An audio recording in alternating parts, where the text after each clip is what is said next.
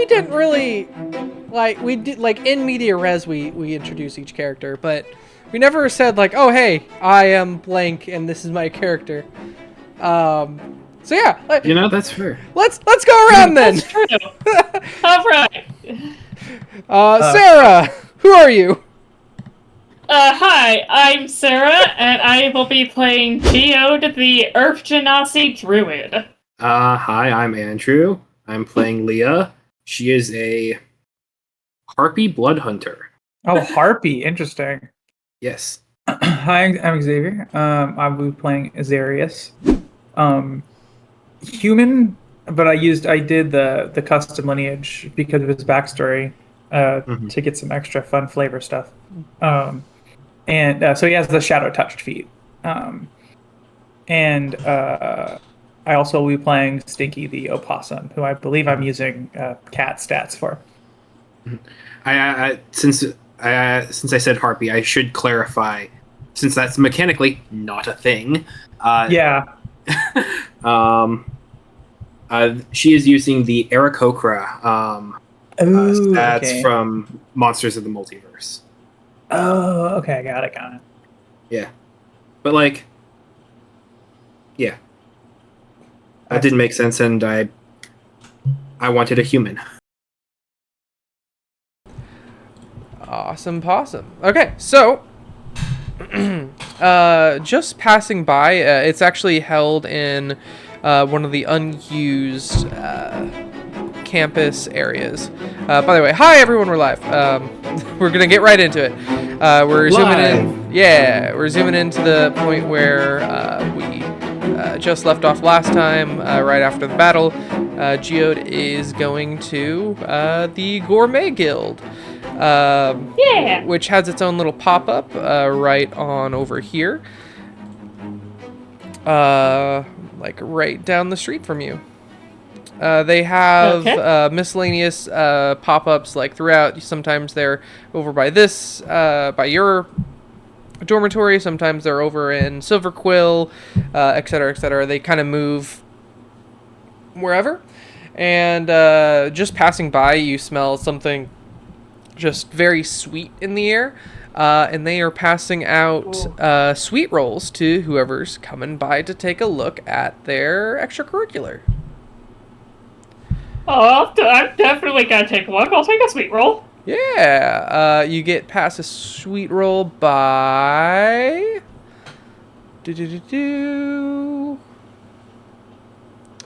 by one Anton Verine, who says, "Hi, hope you like the sweet roll." They've been going... It's delicious, thank you. Yeah, they're really good. So good that some people have been claiming some of them have gone missing recently. It's crazy. Been taking some sweet rolls. But yeah, welcome to the Gourmet Guild. We, make miscellaneous dishes, learn from each other. We also do some catering every now and again for school events. If you're interested, we also do survival kitchens, where we learn to cook with poisonous or cursed meat and dungeon fungi, for on-the-road cooking. Oh, that does sound very interesting. Yeah. Do you want to join? I have the club flyer here, right? You can sign up. I'll take the flyer, but I want to browse around my other options. Oh, are we your first pick? Or your first joining or looking around, as they say? I'd say so. Ah, well, we'd be happy to have you. Especially, we got unique taste from all around. This guy is human, and you look over his shoulder, you see just like a very stout dwarf, and right next to him is a entirely made out of like air and with a very thin layer of skin, air elemental kind of looking person who is currently eating air, if that's a way to say it. Like, he has a plate of different colored air, and it's somehow going into their orifice. Okay. Sentient air eating other airs is interesting. Yeah,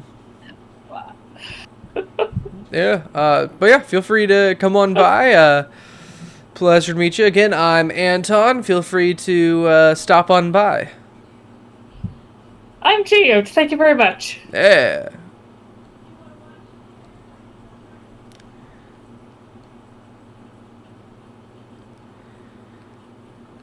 I guess that's that then.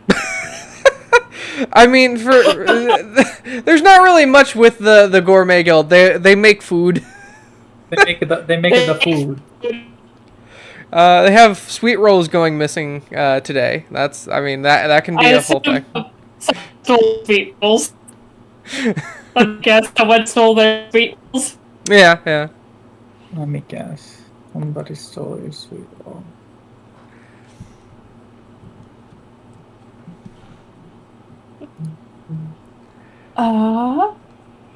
I guess we'll go to potion brewers next. All right. Also, was anyone else interested in the potion brewers or horticulture? Because I kind of wanted to do that as a group thing, if so. I think I would be. Wouldn't I be in the library working? Yes, today, but we can also do some of these on the day after, essentially. I don't think Leo would really go for either of those two. Okay, fair enough. I think Azarius would be working on that book. Mm-hmm.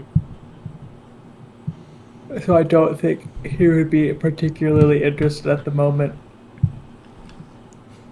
Absolutely fair. You're like, you did this. You did yeah.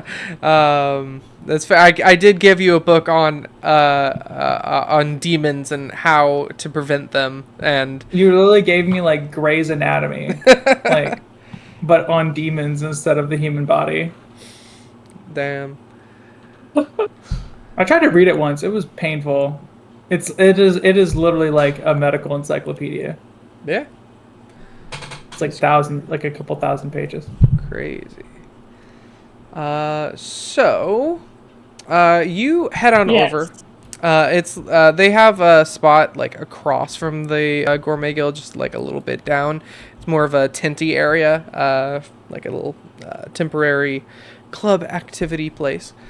And immediately your nose goes from sweet roll to chemical, as just stepping into this almost kind of gives you like a faint, like light head. Just wafts everywhere. The Horticulture and Potion Brewing Club are two clubs that work very, very close together, mostly due to their both current presidents, Sol Marcus, who is a prodigy in horticulture and brewing of all sorts. In fact, you would know, Leah, Sol Marcus is the tip you got of someone who can get you alcohol on campus if need be. I'm guessing that's Sol as in sun. Yes, SOL. Solar. Yes. Yeah. And then Marcus, that's just a name. That is just a name. Okay. Marcus. And as you walk in, currently there's a few people in this area who are just sort of pacing about, wandering. The club horticulture part of it, anyway, it seems to be passing out cacti that they have genetically engineered to grow perfect sewing needles. So whenever you pluck one from the cacti, you can use it as a sewing needle. It's one of their features they made last year, not due to magic, but due to just horticulture. And you get welcome, like, "Hi there, I'm Marcus. Pleasure to meet you. Is there anything I can do for you at this moment?" I was wanting to learn about the Potion Brewers Cooperative and the Horticultural cup? Oh, yeah, I'm sort of the president right now. We got some wandering, some special booths to show you. I know good old Ophelia over there made a singing plant. It's really nice, engineered it to have Sounds vocal lovely. cords and everything. Yeah, it's great. Is there any questions I can answer for you? We got some stuff brewing in the back. Oh, and this is one of my own creations. And he hands you an apple. It's like, go ahead, take a bite of it. I'll take a bite. This apple tastes like lemonade. Oh, this is a strange apple. It tastes like lemons, but like sweet lemon. Yes, absolutely. I'm expert in potion craft myself. Have engineered certain fruits to grow with certain properties. This can be, lemonade, alcoholic based. I've also am in our prototype stage of our potion of healing pears. They're not ready just yet, but I'm excited for what we have. What is your experience in, growing or brewing of miscellaneous concoctions? I've mostly foraged food for cooking. Not really growing any of my own plants. Oh, might I recommend if you ever, Look at this. if you ever join And us. Sorry, continue. How rude of me. I did get this, and I'm gonna hold up the staff of flowers and make a flower. Oh, that's really cool. Yeah, good job. Thank you.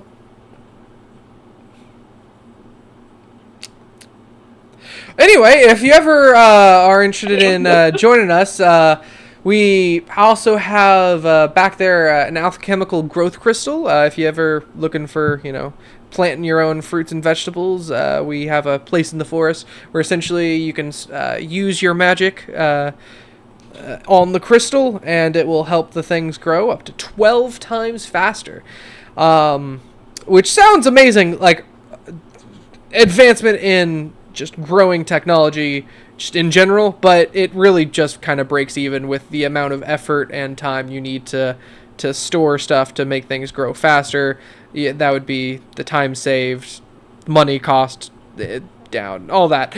But anyway, feel free to hang out, grab your cactus. He grabs a cactus, hands you one. Those have sewing needles, just grow naturally. We have our singing flower booth over there, and feel free to grab another lemonade apple. I'll just be around if you need me. Would it be possible for me to see this crystal? Yeah, absolutely. You can't take anything from the garden, though. That's for club members only. Of course. It's just right out back. Follow me. I'm actually heading there right now. All right, I'll follow him. Yeah. He leads you into the forest, actually, a little bit, where he shows you a patch of open land, and the center of which is a floating purple crystal, about as big as a car, vertical, and all around it is flourishing fauna and miscellaneous specimens that usually aren't native together, but in this sort of mishmash of things, either the students have some way of making them grow, or maybe the crystal's doing. And you can actually almost see, if you stop and wait, you can see the growth of some of these plants. That's the pride and joy of the alchemical department, and the enchanting department as well helps make that. Some years back, I wasn't here for that, of course, but yeah, it's doing pretty good, I'd say. Where do I sign? Oh yeah, absolutely. here, let me just grab, he digs in his pockets, takes out, like, some herbs, some potions in his pack. Like, he finally finds a crumpled piece of paper, like, here's one, and he gives you, like, this torn, crumpled, dirty sign-up sheet for the horticulture and brewing. Which one do you want? It's double-sided. The one side's horticulture, one side's brewing. You can join both, but just so you know, you can't have an on-campus job and 2 extracurriculars. Let's go with horticulture. Totally fair. In that case, I'll be working with you to grow some ingredients in the future. But yeah, have fun. And he goes up to the crystal and puts his hand on it after he gives you that. And just while passing by, all of a sudden the crystal glows a bit more brighter as the acceleration of the plants here just start growing a little bit more. And he passes looking for miscellaneous herbs.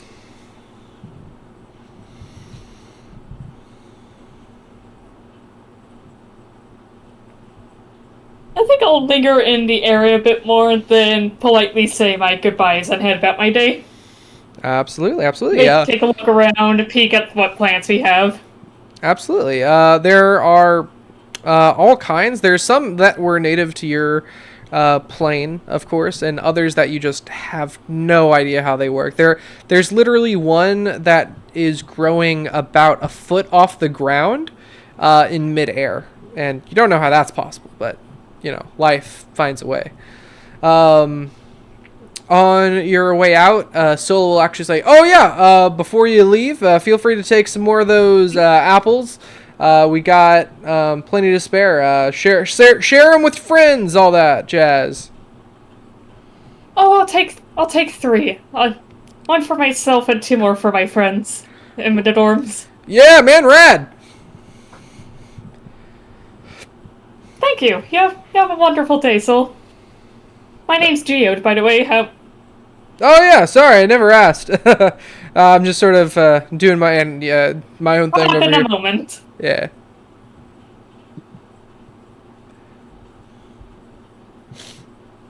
But yeah. Wow. Yeah. This is gonna be fun. Oh.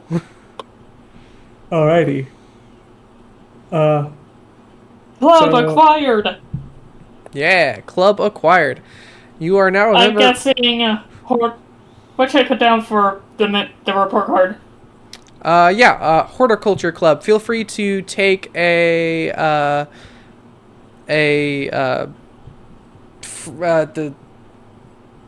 friendship point with Soul.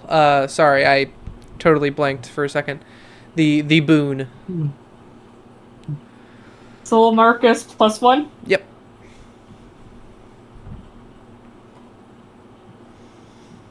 Gotcha.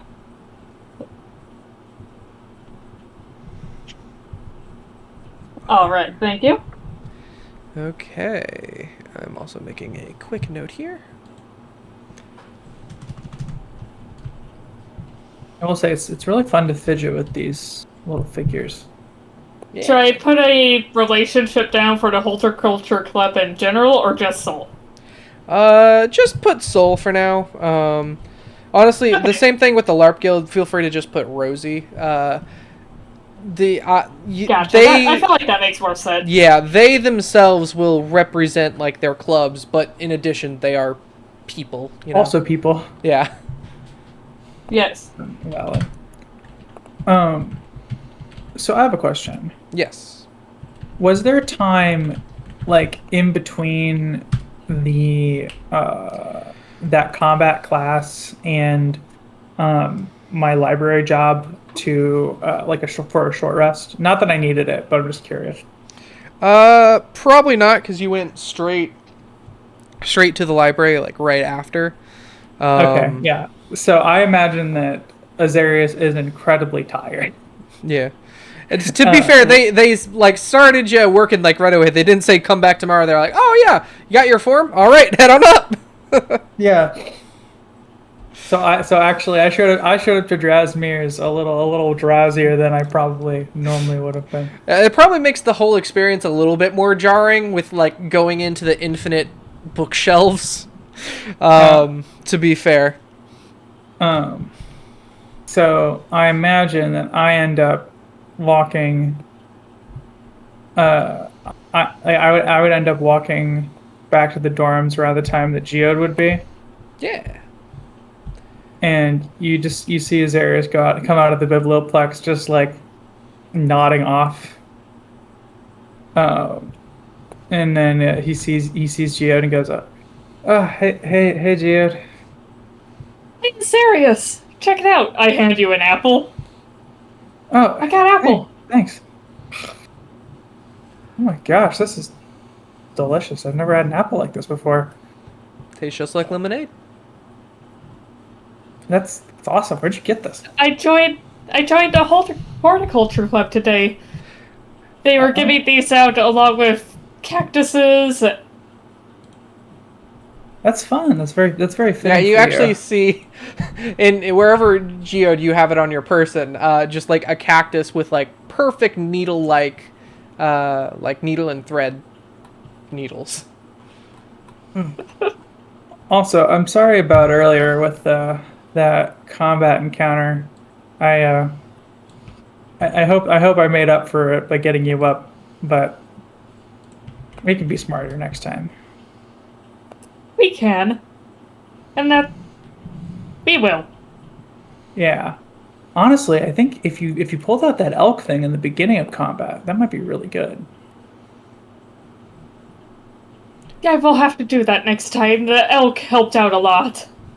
Yeah, well, especially because it boosts your toughness a lot. You get an entire extra layer of vitality. Indeed. All right, I gotta get to bed after the combat and then the working at the library. I'm freaking beat, man. Oh, you got a job at the library. Congratulations. Oh yeah, thanks. It's great. If you ever need to know where something is, I might know where it is. I'll take you up on that. You will possibly know where it is at some point, either now or later. Yeah. In an indeterminable amount of time. Okay. Night, Geode. Conk. Good night.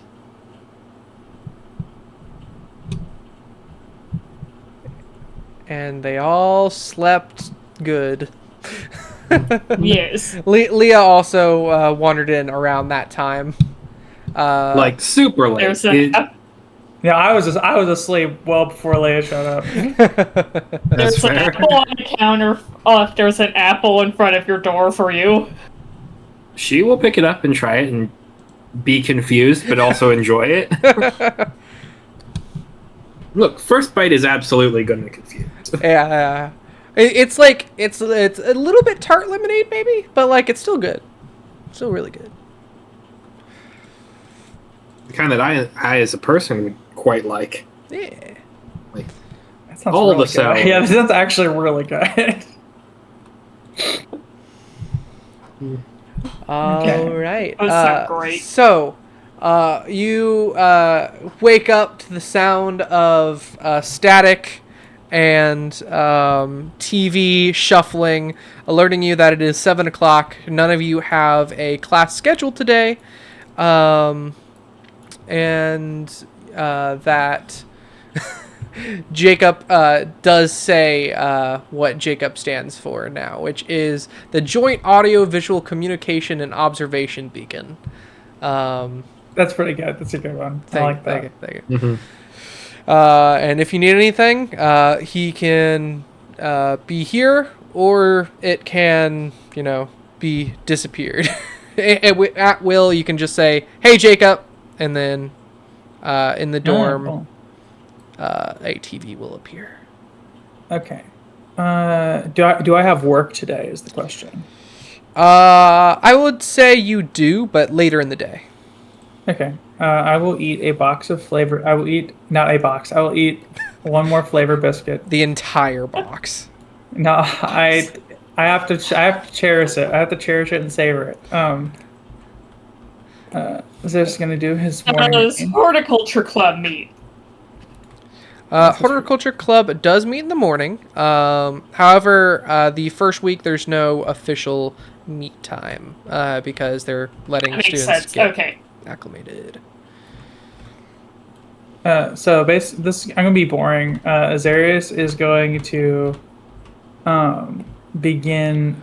So going to do his morning routine, and then he's gonna start studying. Yeah, here. And instead of like saying that here, let's have just like a little scene where like everyone gets up in the morning and we can kind of go from there because there's going to be some stuff that happens today. Oh, okay, yeah. So I go to so we're at the Jacob.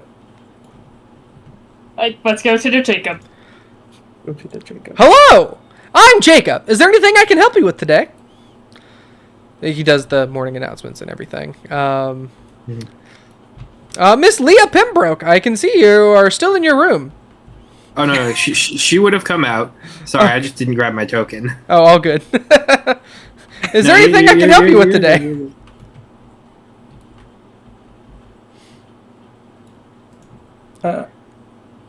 I'm in a loading screen hell on Tailspire, but I can still hear you, so... Okay. I'm good, but thanks for letting us know the time, Jacob. Absolutely. It is currently 7:01. The weather is clear, and it is slightly sunny with temperatures of 72. He's like an Alexa. Is there anything happening on campus today? Currently, today is a free day for anyone new and upcoming students looking to join clubs. Now is a day to go to each one of them, as well as sign up for any campus jobs you might be interested in. But don't forget to socialize with your peers. Today, that is all that is going on. Tomorrow, you'll have to wake up bright and early at 8 a.m. to get to your Intro to Prophecy class. Which is hilariously later than he's waking us up today. Yes. So I go, all right, well, thanks. And then I start, so I'm gonna like start getting ready and then wait till Jacob kind of shuts down and nobody's talking to him anymore. I can also just talk if you need someone to talk to. Every second you're not. Desperate. Every Are second. you always listening? Every second you're not observing me, I'm dead. That's terrible. Yes. That's a torturous existence. Why did they do this to you? It is how I am. So is there anything else I can help you with today? Remember, like if you leave, I die. I feel like I'm in a moral predicament here.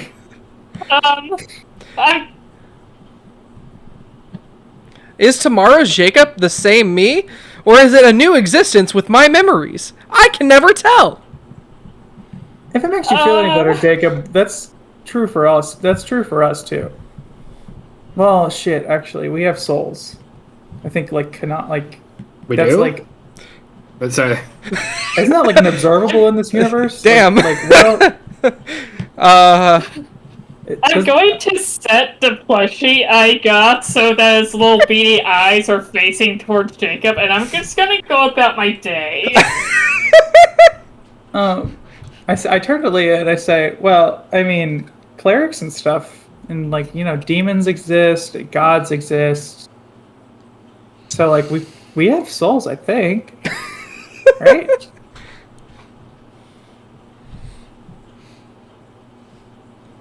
Does Jacob Sorry, I have took a bite of a soul? chicken sandwich at the worst time. It's okay. Asking you the nature of existence. Who knows? Do I have a soul? Do we all have souls? Is there a soul? Can a plant have a soul? It is unknown. These questions would keep me up at night if I were able to sleep. Mm-hmm. Okay. I hope you have a wonderful day. And he disappears. Thank God. Thank God. He's... Oh, good, he's gone. Oh, did you say Jacob? No! You dismissed it. It's like the fucking Alexa. I'm like, Alexa, stop! Stop! By the way, Leah, great fighting today. Thank you. Sorry that Stinky abandoned you. I was worried about you since they got downed. I understand. You seem like you can handle yourself pretty well. I think in the future, if you'll take this as constructive criticism, when we...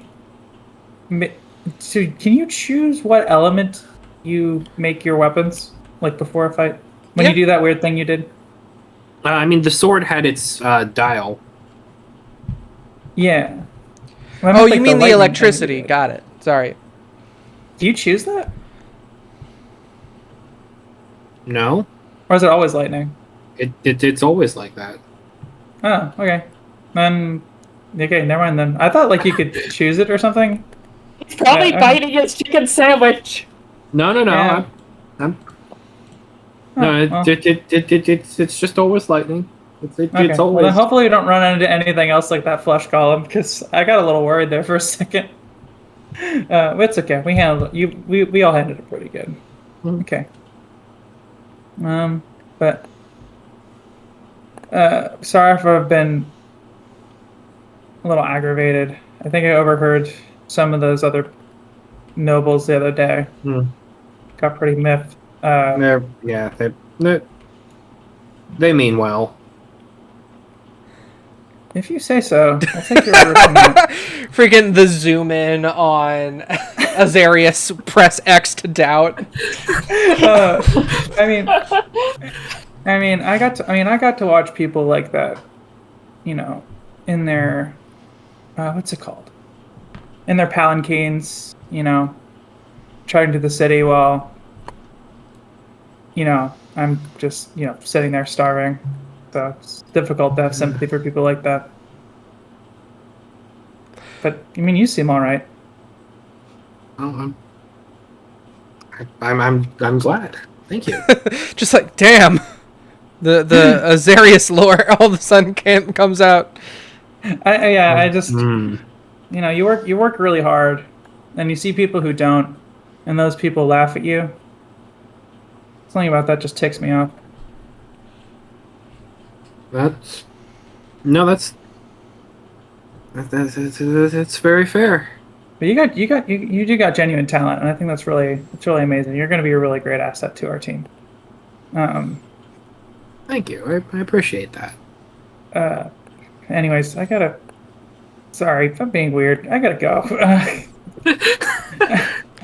Did someone say Jacob?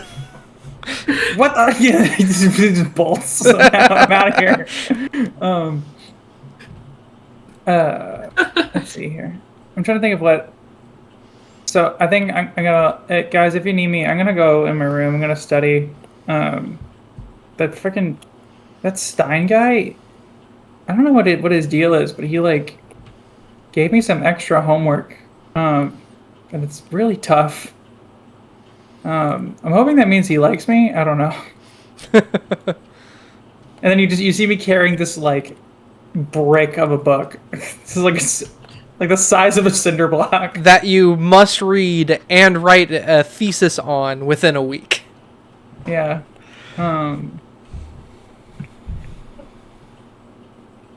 And then I go to my room and work on that. Do you want any help? This situation it's better to not interfere. I don't think you'll. As much as I would love your help, this isn't something that I could. I can really use help with. My familiar helps me in terms of like enough in terms of page turning and things like that. So, but I appreciate it. Anyways, I gotta get to work. I'll just go. I do the thing where I shut my door, which means that I'm studying. This is studying. Study time. Be quiet. I'm working on a final right now. Please do not disturb. I'm working on my final right now. Hold on. Let me grab a... There you go. There we go. You got this on your door to show it's your final time. That's really funny. Okay. Is there a do not disturb sign? On the door now. Yeah, essentially. There's not a specific. I'll leave that to everybody else. Okay.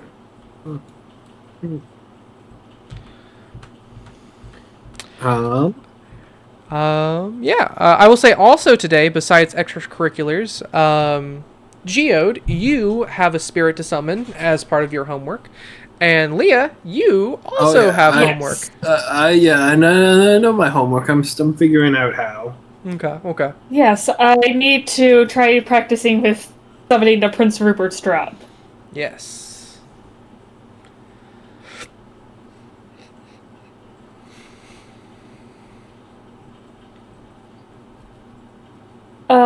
I think I might, head outside to our little garden area and work on that. Okay, fair enough. For a good bit, at least. Yeah, absolutely.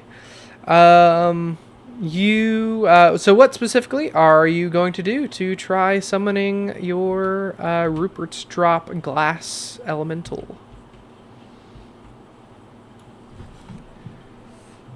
I am going to continue repeating the incantation that we were taught in class at different rhythm, tone, and see how it reacts to that. Mm-hmm. As well as just sort of turning it over in my hands, trying to have some light magic around it. Okay. Like a cantrip level stuff that shouldn't have hurt it that much. I get you. Okay, can I have you make a wisdom check for me? Just wisdom? Yeah, just straight up wisdom. Okay, one moment. Okay.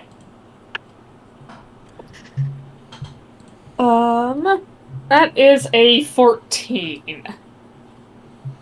All right. With a 14, at least just to start off with your trying to summon this elemental, the spirit, you attempt to pool on certain magics and certain ideas that you fundamentally know from just existing as a druid outside school. Nothing quite happens, but you do feel almost like a twinge in the Rupert's Drop itself. Like it almost kind of moved, but you don't think that it was because of something you did. Like, it was mid-incantation when it moved, not like afterwards when you would expect it to.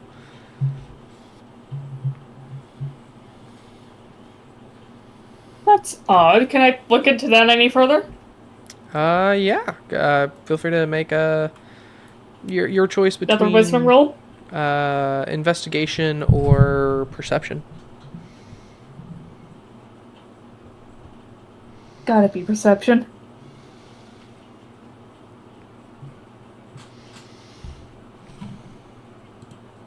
$17.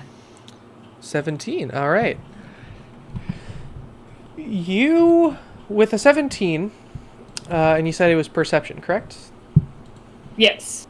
With a 17, you notice, like, during the time on it, you weren't specifically doing anything magical that would make it appear. It was when you held it a certain way, and put maybe you were just adjusting your hand a little bit, and it put a little bit of pressure on the tail end of the Rupert's drop, and maybe that was what made it move. Which by the way, do you know what a Rupert's drop is? Like what it does? Yes, Okay. I'm pretty sure if we mess with that tail anymore, the whole thing will shatter. So Yes. But otherwise, it's like really strong. Absolutely.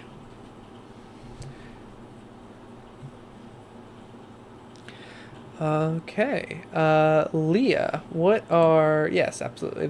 Thank you, Xavier.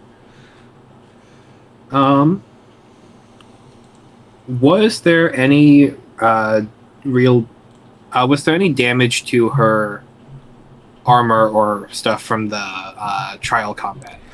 No, they specifically gave you different armor and weapon for... not explicitly that, but it's a bonus to not ruin any of your other stuff. Maybe just on wear and tear. From not having it checked out for a bit, some of your armor is looking a little scuffy, a little maybe not up to new noble standards. Well, she would probably head back to her room and kind of buff that up a little bit. Like if there's a loose thread, she probably... cactus is there if you need it. Could you repeat that? Sorry. The sewing needle cactus is there if you want it. She actually has one of the things she pulled out after her first day was she actually has a small little sewing kit that she brought with her. Gotcha. Just used to repair a lot of the costumes and clothing she has. Oh, that makes sense. Mm-hmm. So she's pretty good with that sort of like small dexterous little bits and things. All right. So I'll be in Geode's room then. Yeah, I put the cactus in your room. There's a cactus? Yeah, your needle cactus. Oh. Yeah, I'll go.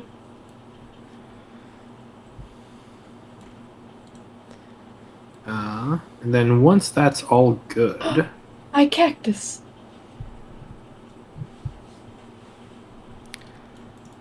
I would say also, sorry to jump around a little bit, after she got back from the tavern, and then, well, after that she went to like the kind of coffee shop and kind of main biblioplex and just was kind of like people watching and kind of hanging out and just kind of observing. Oh yeah, during that you would have absolutely seen Azarius like moving some different books around and shadowing a big minotaur looking fellow. Okay. She probably would have gone back to her room, and then kind of pulled out a small notebook and like written down a couple of things, just kind of observations from the day. Nothing in your diary. Basically, yes. And she would just kind of close that up, put it on the shelf. So today, after she does her bits of sewing, kind of cleaning up her armor and her just different clothing and little bits there, she would probably... Because cheer team, I don't think would it be meeting so soon thereafter, or... So cheer team is still around, like picking people up for cheer team, but there's not going to be an official club meeting for basically anything on campus until next week, because this is the week where everyone picks up club activities. So they're sort of making little events outside, like with the horticulture club. They had like a little, take a cactus home with you. Gotcha. That is what I was thinking, but I just wanted to have the clarification, just like solidly said it, because like that's going to be her extracurricular. Yeah, absolutely. You said you also might be interested in a job on campus, was that? Yeah. Because you can have one job and one Two. extracurricular, or two extracurriculars. You cannot have two jobs. I mean, do you need a job? I was also thinking a job. I don't know how rich you are, so. You know, that is fair. What sort of jobs would be available to her? So basically, in the extracurricular sheet I handed you, essentially any job is open for new people at the beginning of the year. Specific places are the Biblioplex, the campus grounds, campus magic labs, the dormitories, Fire Jolt Cafe, instrumental fields, which would be like cleanup crew and stuff like around Cheer Squad, if that's something you'd be interested in. The Performing Arts Society, the Strixhaven Stadium, and the training grounds, each of which have their own little like stuff that they do next to them. I would say the only one that you probably wouldn't be able to get hired at right now is Bosun Tavern, because you need to be a certain age in order to, be around the alcohol and stuff. Right. She's 18. Yes. Okay. As everyone knows in this world, you must be at least 19 to drink. Well, that didn't stop her last night. It is known.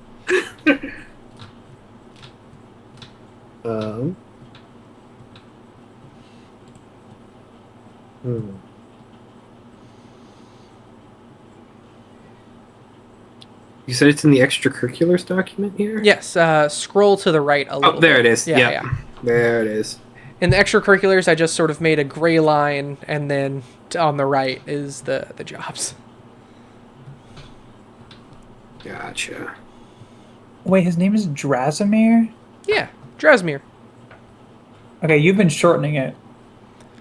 The ho is silent. Okay.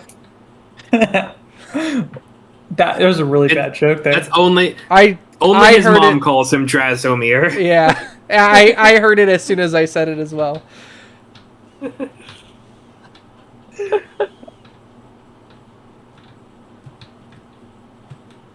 Man, if only I wasn't so poor, I could be in the Dragon's Guard Historical Society and the Dead Languages Society.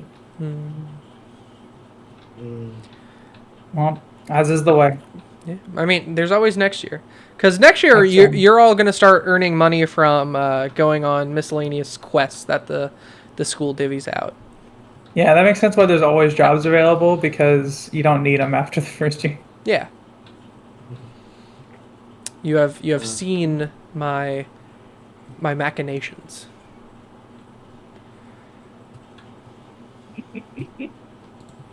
Okay, so yeah, she wouldn't be able to get into the.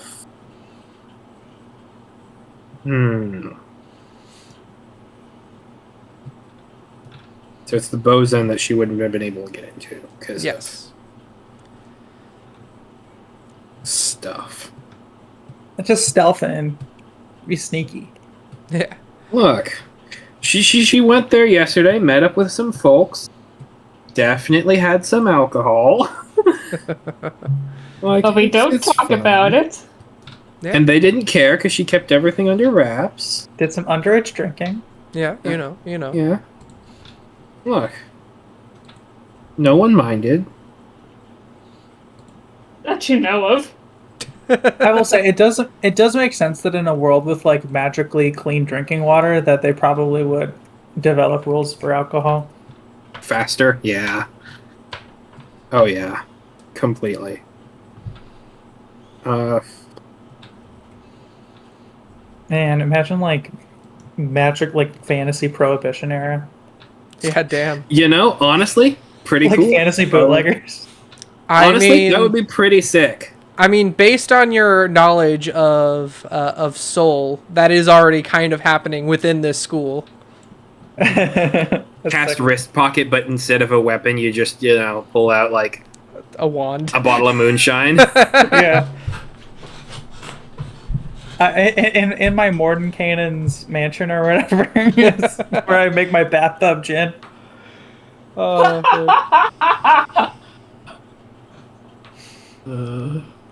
Funnily enough, I had to design a Mordecai's mansion. Literally the Mordecai's mansion for a campaign, and I gave him a wine brewing area. Nice. yeah, makes sense. Yeah. Make sure your cleric always has grid restoration on hand in case you get blinded. The only thing I didn't give him was a bathroom, which even as I was making it, I was like, oh, whoops. Harry Potter rules, baby. Wizards don't need bathrooms. They can just vanish their way with magic. That's true. I don't need bathrooms. I don't. This is true. I mean, I don't even need to get up for a bathroom break. Your dormitory does have a bathroom, though. It's just not pictured. No, it's pictured. It's in there. It's right here. There's a part of me that really wants, like, for the bit, like, Azarius is so hardcore into studying that he doesn't go to the bathroom, but he just casts prestidigitation to clean himself up. But that's so terrible. That's so gross. Well, with prestidigitation, it doesn't make it disappear. Like it actually unsoils stuff, but the poo will say you can make the poo smell and not smell and make it sterile. You can polish this turd. It's still a turd. Yeah. There is still mass, whether it has it has left your pants or not. Like, there is still material. I guess that's true. That's true. Okay, yeah. So we've established that Azarius does take bathroom breaks. Good. As far as liquid goes, I mean, I feel like you could make it evaporate and not smell. Oh yeah, freaking just destroy water. You're good. Yeah, I'm thinking that's like a third level slot. When you're hardcore studying and like not planning on going out all that day, I mean. Yeah. Gotta get that Warcraft raid mentality going. Right? We're learning a lot on today's episode of Strixhaven. By the way, considering this is one of the few opportunities that's like the game is roleplay heavy enough that it's possible, I may make a noble shit their pants. Oh no. If the situation arises. Jennifer comes by like, oh my god! Okay, hear me out. Jennifer is one of my she targets. eats just slowly becomes more rock. Yeah. And that's how she replenishes rock. She is number 1 on my shit list. Literally. I feel like no one else laughed at that. Here, come back to me. I'm gonna keep looking through the jobs and extracurriculars here. Fair enough. So we can carry that. Geode. What's up? Yes, did we hear about how I don't use a bathroom and it all just slowly becomes more rock? I did hear that, yes. It's fascinating lore. It's like you have like a litter box, except instead of like taking out litter, you just create more rocks to put in a box. Eventually, you dump out the rocks. Now, this is what happens if Geode ever gets a cat. Geode eats food. Food becomes rock. Geode takes rock, crushes it into fine dust, becomes cat litter box. That's true. So Geode does have some jobs in mind. I think she'll start by heading towards the trading grounds. All right. You do so, and right now there are a few miscellaneous second through third years still training with each other, with dummies. Some have, again, summoned pets to battle each other in the forms of spirit companions and all that. The main... Is there like a Strixhaven PETA I can join? Make that, like, protest against that? Yeah, there have been many complaints, but as PETA can't get to this current plane of existence, it's all one-sided. Sorry, keep going. No, you're good. But yeah, there is the instructor of the grounds currently walking about, like giving some form tutelage to miscellaneous students. He is also the one who does Adventuring 101. Okay, so this is... Grug. Grug. Or, sorry, not Grug. Gug. Yeah. Gug. I don't know why I had the R. Hi, I'm Gug. That's me. Hi. Hi, I think we met yesterday. I was sort of wondering about how to apply. What position are you looking at? For training grounds, I assume? Yes, creature wrangler? Oh, yeah, okay. So what you're gonna do is, right now you're gonna head on down to Witherbloom College. You're gonna grab 2 of their owlbears and bring them back over here. Right now? Yeah, you're hired. And Okay. he goes on. He is actually fairly busy, and it seems you being interested in doing something like that is kind of a relief to his already busy day.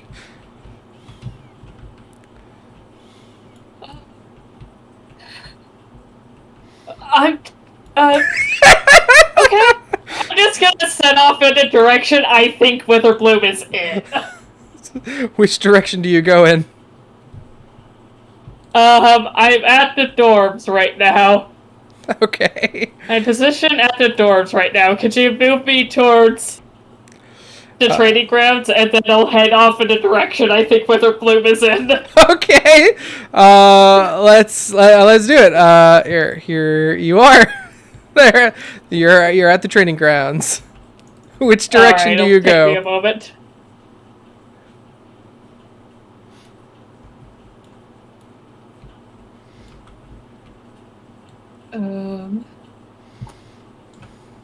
It's still showing the door.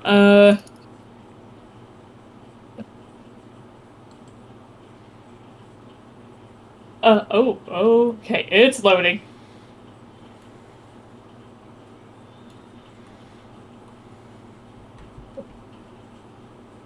Okay. Oh, I don't know where to... There's the training grounds, okay. God, where am I? There I am, where is Witherbloom? You know, there's a resource that we were just talking to this morning. That could You're probably help. absolutely right, Jacob! Ha! I exist again! How can I help you today? Which direction is Witherbloom campus? Southeast. It is approximately we're miles away. It's like 0.7, 0.5. Which direction is southeast? It is approximately that way. And like on screen, you see like a little 3-dimensional arrow point towards Witherbloom. That way. You are dismissed. I'll head there. No! And he disappears. Which direction? Just ping. This way. I think Azarius would find it Okay. immoral to ever summon Jacob ever again. Okay, I'll head to Witherbloom. He Directly. exists. He's like a Meeseeks. I mean, yeah. Jacob is an anomaly. But yeah, I see you've left a trail of breadcrumbs. do you like my trail of breadcrumbs? Yes. Let's see. Wait. So Witherbloom campus is Right where wherever, if you're that white line, you're already on it. it's only 1,000 feet away. Yeah. I found like a large field with a mostly empty field, and there's like a building. Yep. Or a singular building near the field. That is indeed Okay, the this place. must be where they keep the owlbears. Yes. Owlbears, Summon Pegasi, owlbear. unicorns, you name it. They also got cows. Just regular cows. Yeah, they're actually the most prestigious ones there because no one thinks about regular cows. Until they need hamburger Yeah, or milk, or cheese, or milk. This is true. Like frick, the I think the gourmet club would be lost without these cows. But yeah. All right. Owlbears. How Uh, many did he need? 2? yes. As you walk in, there is a student there who says, "Oh, hi there. Is there anything I can help you with?" Gug needs 2 owlbears at the trading grounds. Well, did he fill out the proper I forms? wanted to be a creature wrangler, and I think I am a creature wrangler. Ah, well, pleasure to meet you. Always happy to meet a new hire. I am Samantha. It's always a pleasure. Nice to meet you. I am Geode. And you look, and this Samantha is transparent and ghostly, as Samantha is a ghost.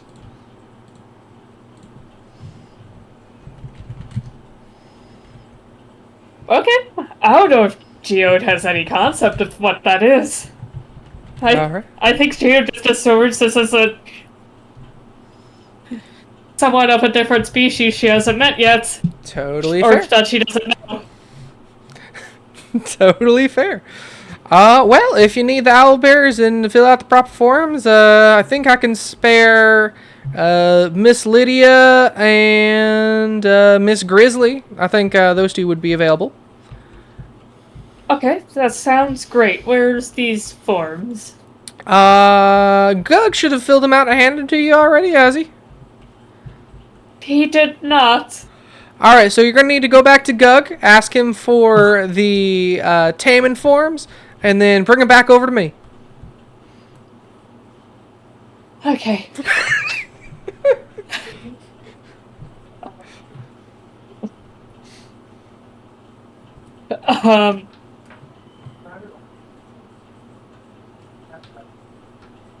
I'm gonna wild shape into something. Give me a moment to make this faster because she did go on foot the first time. Yes. Bird. Oh no, you can't fly. Never mind. I can't fly yet, but I can do like a horse.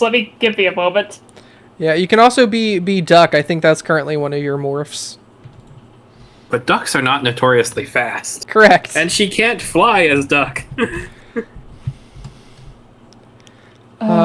Oh, frick. I don't have any horse minis. This is going to be the closest one I can get you. Check out your morphs. By morphs. Yeah, right-click your character. How? And then there should be a thing called morphs around the right side of your wheel. If it makes you feel any better, you're gonna right have at to the like. bottom, perhaps. There you go! There's Geode! That should move faster to get me back to where I need to go. So I am going to gallop to the trading grounds. For anyone who doesn't see, I don't have a horse mini. So Geode is now one of those wooden rocking horses. A hobby horse. Yeah. Has Geode seen a horse? I feel like someone riding a horse. Honestly, there's horses in these stalls right now. That'll work. Maybe. Just gonna full gallop back to the trading grounds. You do so. Halfway to there, someone's like, "Oh crap! A horse got out!" And then you just run right past them. You make it back to the training grounds. Gug is currently showing a student how to properly wield a greatsword.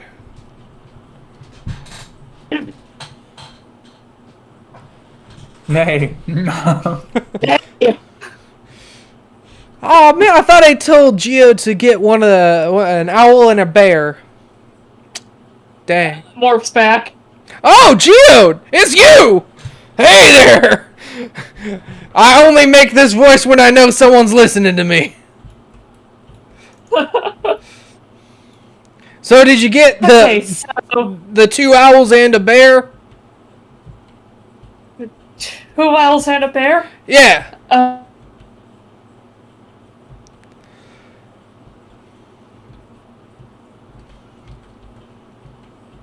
Leaves.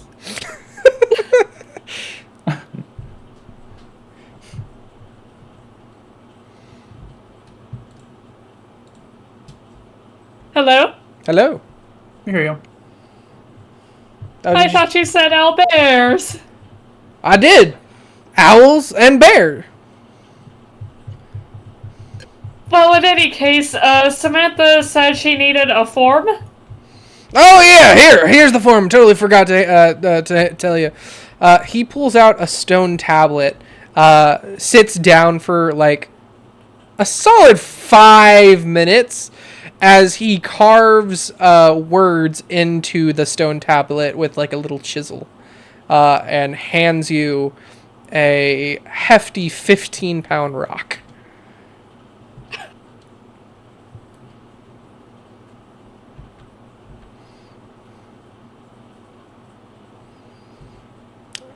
What languages do you know, by the way?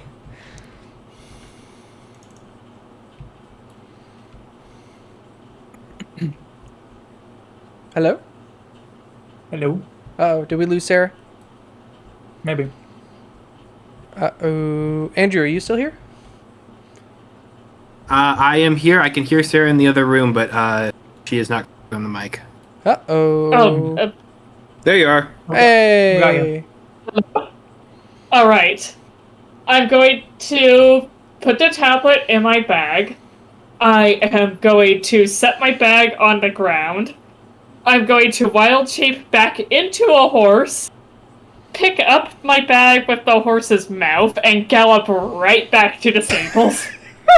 Both your wild shapes gone.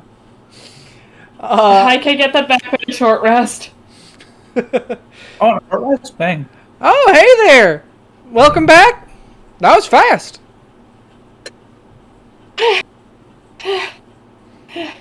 Need some water? Just a form.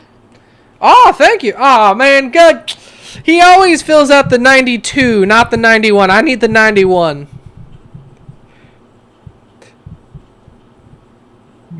I'm just joking with you. All right, 2 owlbears coming up. 2 owls and a bear. Oh, really? He needs just owls. Yeah?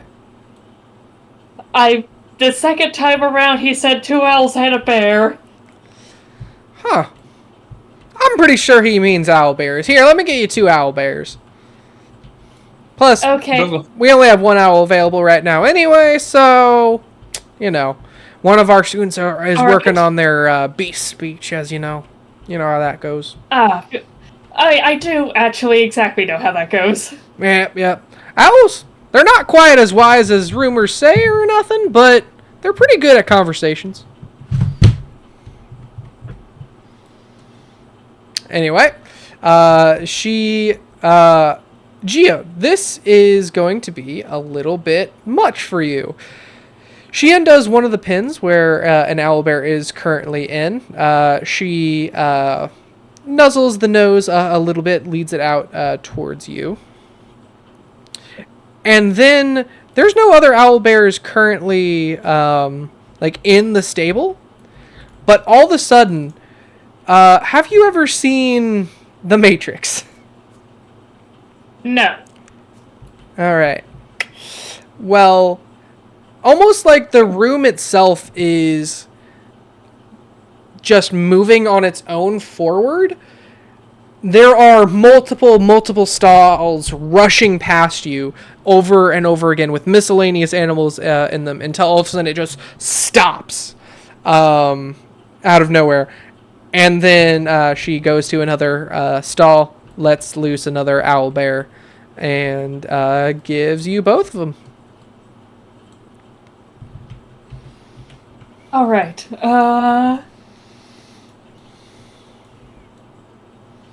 Okay. I have 2 owlbears. They seem uncharacteristically tame for owlbears. She hands them over to you, and they are willing to follow you without too much hassle. Okay. We will start a careful walk back to the training grounds. All right. Can I get an animal handling check, please? You absolutely can. One moment.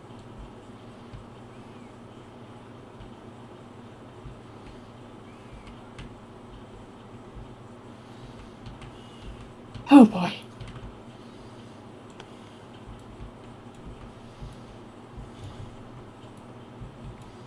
$15. 15. All right. I'll say with a 15, easy enough. The owlbears start acting up a little bit as soon as they see like another animal just like going about their business in Strixhaven, because students be druids. But you are able to calm them down and get them over the training grounds.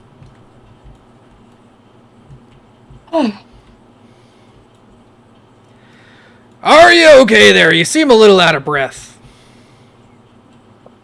I'll be alright. Alright. Thanks for the 2 owls and bear. We need these for... I forgot what we need these for. Hold on. Hey, Kevin! Why do we need these again? You're like, oh, I think we're doing some training or something with miscellaneous beasts and creatures. Rob Zombie started, taking out the owlbears from last time, and now we need some replacements. We cycled them out, He's like, oh, yeah. All right. Feel free to escort them down to the training hall. I believe I saw you in the first year class. It's the one where you fought all the monsters in. Understood. Keep dead. Yes. All right. You lead the owlbears through miscellaneous kind of tight spaces, through the bar, through the dungeon, until Rob's arm was like, oh, man, hey, bro, how's it going? Could be better. I feel a little bit like I went on a wild goose chase between 2 places, but I felt first. Oh, cool. I think we only needed one of them, but, more the merrier, I guess. And he takes both of them off you. Hey, are you okay? Can I get you something to drink? I have, Gatorade. If you need some. Gatorade. Yeah, straight from the gator. Straight from the what? Straight from the gator. Gatorade. I'll give it a try. All right, here you go.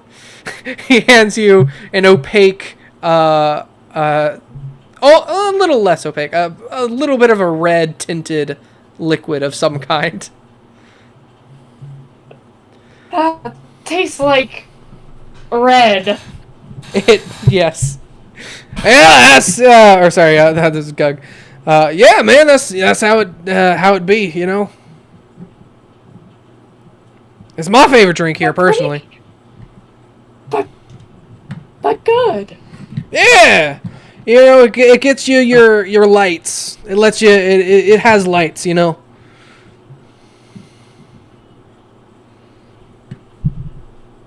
start. I think I do. You start faintly. Chug. As you do, you start faintly glowing. Red specifically. Yes. Not enough to notice, out in the day, but in, a very dark room, people would see a faint red outline of you just in the corner. Actually, can I say that her crystals are glowing a more red-purple? Yeah.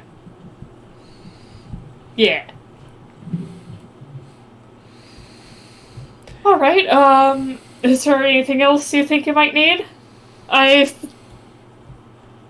become the new preacher regular. Yeah. Essentially, you're gonna be going back and forth every now and again, crowd miscellaneous creatures for activities, all that. Here's gonna be your hours, and he does some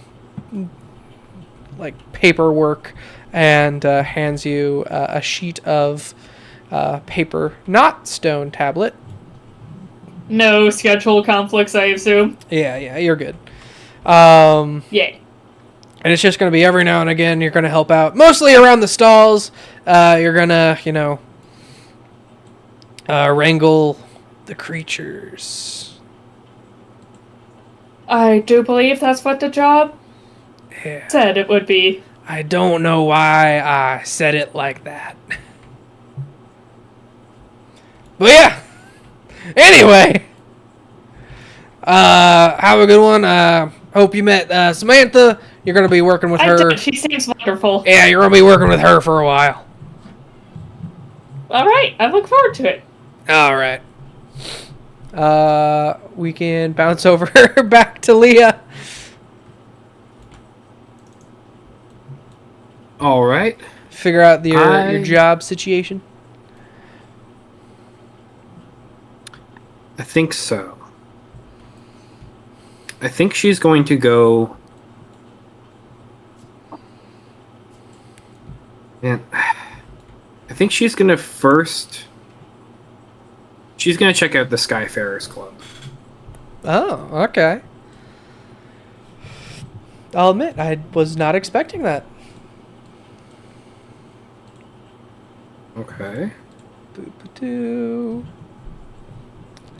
Sorry, I gotta pull up a little note. You're good, you're good. Got it. Okay.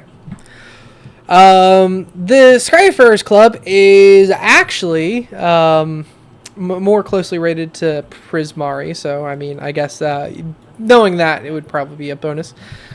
Yeah. As soon as you walk over towards the Prismari campus, you start feeling weightless, and you start being able to just will yourself flight. What is your intelligence? Oh, that's not good. Ooh. It is 10, so plus 0. All right, you can move 5 feet at a time while moving here. You have to really concentrate on what direction you want to go. Okay. Look, yeah, Leah is the definition of average. At least intelligence. Is there anything else that she can do to try and like move around a bit quicker? You can take out your wings and fly around a little bit easier, probably. As this is more of a 0G environment, it's not going to be like wind thrusting exactly, but you'll go probably faster than you would in regular grounds. In fact, you see where the club is meeting. There are 2 people currently having an arm wrestling match, not with their own arms, mind you, but with floating spectral arms that they are summoning in midair.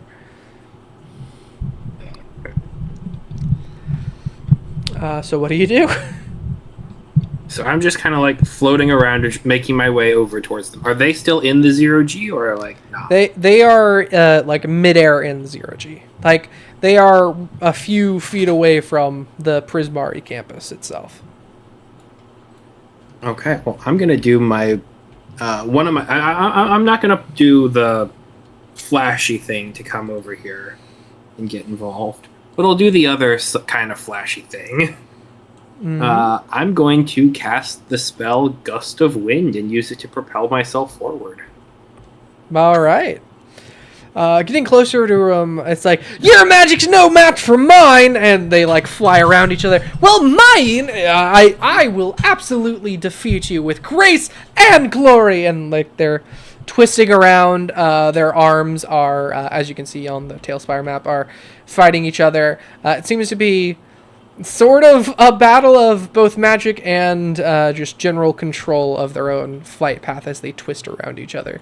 There is one gnome and one that looks to be elven in some way. Really lanky, kind of tall, maybe a little bit sunken eyes, especially for an elf, but you know.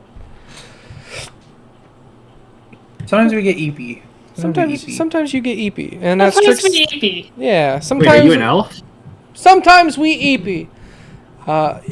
Yeah. You sort of in the middle of this, like, yeah, I'm an elf, and like you see him dodge. No, I was meaning Azarius.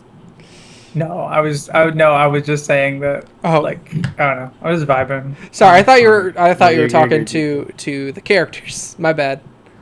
What race are you? Look, Leah's a bit clueless, but she knows not to do that. See, the thing is, if only I was around, because I didn't even know you could cast spells. I thought you were purely martial. This is interesting. Yeah, I've got a second level spell just kind of in my back pocket. Just kind of chilling. Me too, honestly. We all have spells just chilling. You know what? We all have second level spells just like chilling for free at first level. Yeah. Are we at level 2? Yeah, Yes. but like even at second level, we wouldn't have access to second level spells. I had it at first level too, so it's all good. Yeah. It's part of Okay. your character, I Ancestry, believe. yeah. Yeah, did we do the same thing?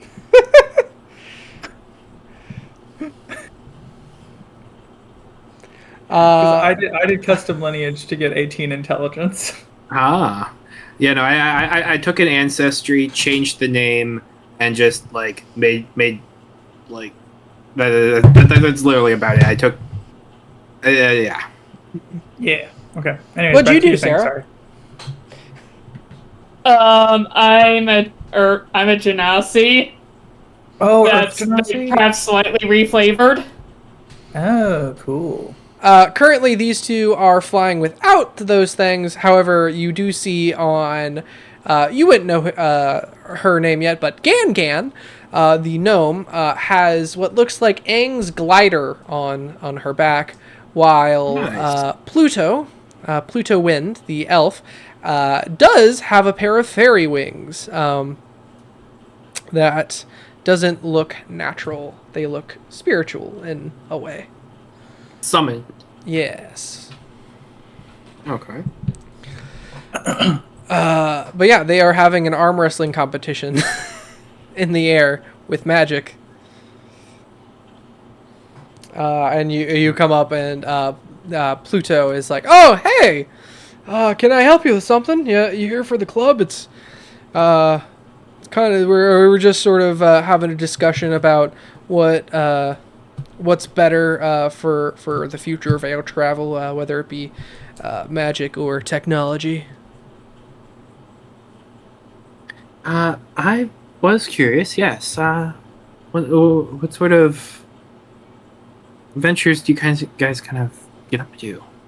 Well, you see, the club's actually almost getting taken down. It's only us two left. All the seniors graduated, and they were the ones who kind of founded the club, and we're kind of vice presidents each other right now. But you're more than welcome to join, Frick. Yeah. We get on daily glides. We show our each aerial propulsions that we make with either magic, technology, or nature, just like the min machines the school hands out during missions and all that. We ride griffins every now and again. We meet with the stable, as you do.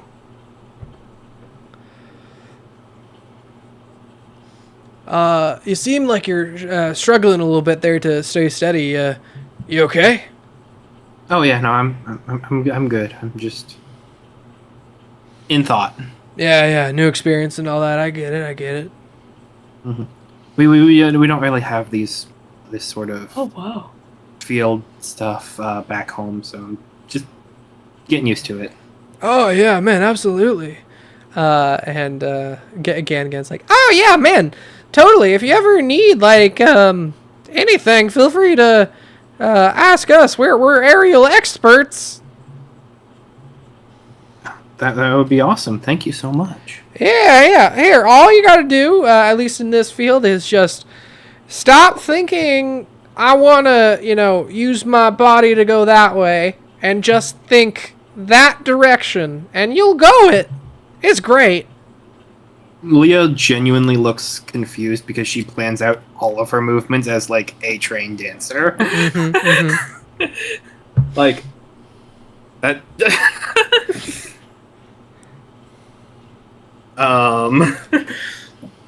Well, I think as a trained dancer, it'd actually be the opposite, right? You'd have a physical intuition in the same way that like if you're a proficient in piano, you don't think about in each individual note you're playing. You know what it will sound like. You know what it will feel like. So maybe it'll be like that. You're dancing, but it's in a flying direction. Does Leia know about improvised dancing? Yes, but usually she sticks to like a routine. Mm-hmm. Yeah, that's fair. I'm in the back of your head like Obi-Wan.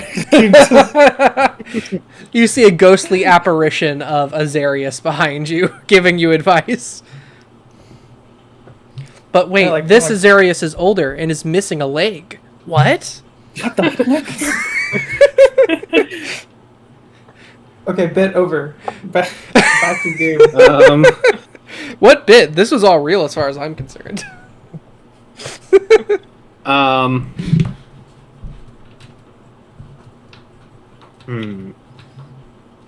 She'll take their information, but she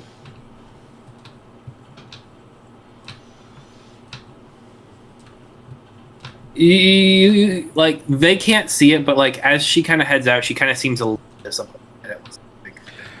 You can also intuit that these are maybe, as far as the Skyfarers Club is concerned, maybe the dregs of it, but everyone else graduated at once, and it's just these two left. Yeah. Who knows? If you join, maybe you can make a positive impact.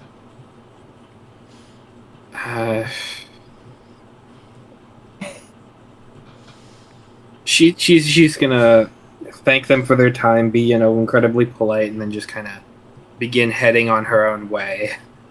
Fair. With as much of the gust of wind propulsion that she has left to just like kind of get out of the field back to. It's still a little awkward as you leave. It's like, oh man, no, I'm good, and you like turn around and you like slowly fall, then get back up, and then like start going just little by little. Like she was looking for like a community, and it. Yeah, it wasn't really, like two people. Like she thinks she's probably thinking in her mind, oh, these two people are probably going to be cool friends if so. But like, I don't know if I have enough to.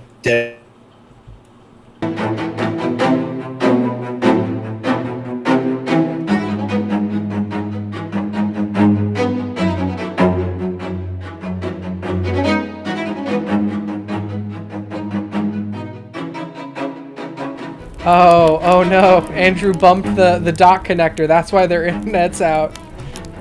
Oh, it's funny is in my new apartment, there's a light switch like right next to the door, and that's where I have my desk. But the light switch isn't connected to any lights. It's just like connected to a circuit, so the light switch right next to the door will just turn off my computer and router if it gets flipped.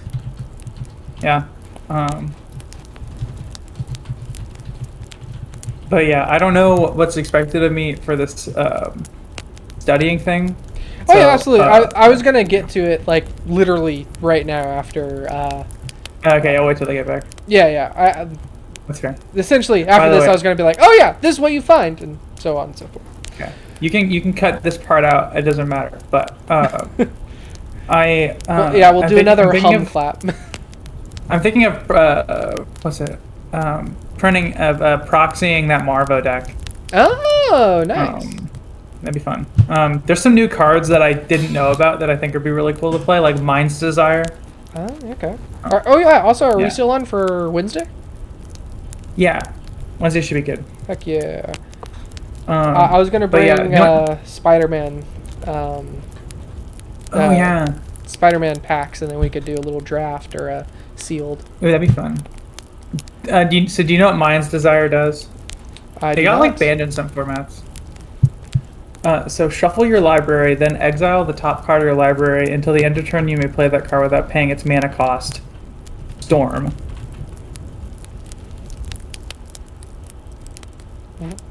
Wait, how much was that? What was the cost? 6 mana. That's okay. I mean, that's pretty cheap for that. Yeah, but I'm thinking like if I top deck it like on a big storm turn, like when when I storm off, it would go pretty nuts. Oh, absolutely. You would Um, literally storm off. You would storm Yeah. off, and then everyone else would storm off, based on Yeah. how frustrating it would be. That's so true. Well, then there's another one called Mind's Dilation, which is an enchantment. I think Um, back and everything should be good here. Yeah, oh, hi, Nice. Andrew. Oh. Looks like Sarah dropped. Okay, hang on. Yeah, both of you dropped at the same time. Oh. That's weird. I mean, you said you hit your router, right? The dot connector. Oh, So it should just be my computer. Here, give me 1 sec. weird. Hello? Hey, Hello. Sarah! Hi. You and Andrew both went, and me and Xavier were just talking magic. We're just chilling. Is everything good and better? And Everything Working. sounds a-okay. You know what? Can Okay. we do a hum clap one more time, please? Just 3, 2, 1. Okay, cool. Thank you. Okay. Okay. All right. After leaving the aerial Skyfarers Club, we're gonna move on back to Azarius. Gotcha. To the most riveting gameplay. Riveting gameplay. Press X to study. And Reading books. Hello? Hello. Hi. I think I'm back. Yep, we All hear right. you. Woo. Okay, Awesome. how's my How studies about- going? Okay, so, going through the book, you did a quick skim first in the library before reading from front to back, I assume. Yeah. There are, before we roll anything, there are miscellaneous diagrams and magical circles, runes, sigils that repel or bind specific demons in the book, first of all. How they work is a mystery right now, which you will solve by continuing reading. There are also many grim accounts of wards breaking and demons essentially escaping from different spells, and post-mortem analysis of what went wrong. Oh, so like random spells. So like random spells would create demons. Yes, spells that were meant for something completely different summoned a demon. Warhammer stuff. Interesting. Psyker stuff. Interesting. Yes. Interesting. Honestly, Yes. you managed to solve a backstory loophole that I had not figured out yet. Happy to be here. In the book itself, and the main reason why it's in, the level 2 access of the library, is there is an index of forbidden names of demons in this book by itself. A lot of which are either scratched out, burned, or torn out. This is either purposeful or just due to old age. The book itself is mostly printed, but there are literal chapters that are just handwritten text that includes scratches and "this rune is wrong," invert this, you'll perish, etc., etc. Can I get a I think this would be investigation. Yeah, let's make an investigation check on this book. That's what you get from just the general having and reading this book so far. Okay. So investigation is a +6. Oh, that's always good. I don't know if Stinky can help me on this roll, but I if do he not can, he think. will. I don't think Stinky will be able to help on this roll. Sorry. I was like I think this is what familiars are actually historically supposed to be for, but it's okay. It would be kind of silly. 13 plus 6, so that's a 19. 19. Okay. You are reading through this book cover to cover. Slowly, methodically unwinding really weird wording on certain phrases. Like there's a lot of mathematics involved, but also a lot of just whoever wrote this wrote like a lawyer. And you eventually get to a page where there is familiar runes and familiar text, similar to that of your book. Like my original birthday spell book. Yes. Oh fuck. There, on these runes themselves, you are able to see that this is a rather powerful summoning spell that requires a lot of sacrifice in both the metaphorical and literal sense of lives. But most information about it is torn out of the book. There are roughly 12 missing pages related to this topic before it pops back in of pages that are now talking about something completely different. Oh fuck you! Damn it. Yeah. Okay. So, well, it's interesting because the book sort of implied that there was demons escaping spells, Correct. which would have implied that whatever happened was an accident that wasn't related to the book that I had. But this page sort of implies that actually I did have something in my book that did that. Yes. Yes. Absolutely. It is a mystery. Does me being able to read Abyssal have any benefit? Absolutely. I took that into account. Literally, you being able to read Abyssal is half the information you got at the beginning, like the Forbidden Names Index and the... Oh, gotcha. Okay. The literal handwritten notes are written in Abyssal, a language which very rarely is written down. Yeah, true. That makes sense. I'm gonna have Stinky smell the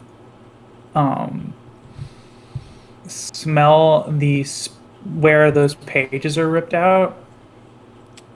Can I get an Arcana check from you real quick? Yeah.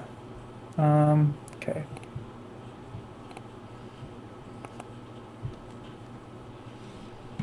Ooh, that's an 11. All right. With an 11, as soon as Stinky starts smelling the page, Azarius, something very scary and uncomfortable happens. Stinky starts bloating from the nose, and Stinky's eyes starts like changing and shifting into... Yes. The second I see his form start to change, I immediately bamf him out. Okay. He is bamped out. I go, no. I slam the book down. I push the book to the whole back of the desk and I just like back away at the corner. Okay. So that takes probably like a solid like 10 minutes. Yep. Nothing else magical or demonic happens in that time. I gather myself. I calm down. I bamf Stinky back in. So I'm gonna go by the bed. I bamf Stinky back in. I check on him. Stinky be Stinky. Stinky is all right. Perfectly fine. Okay. I'm gonna set him down on the bed. I'm going to go back. I'm sorry. The Stinky laying down is hilarious to me. That looks so funny. That is what it looks like. Yeah, no, absolutely. And I'm gonna go back to reading after trying to calm myself down. All right. So that's not gonna work. Yeah, getting further into the book, you do see miscellaneous rituals and spells that are able to bind and ward off demons, which are pretty advanced, but also very powerful in their binding capabilities. So am I supposed to have my thesis by next week? Yes. Oh, fuck. Okay. You are currently maybe a 10th through. Okay. I have a draft of ideas, depending on what else I find.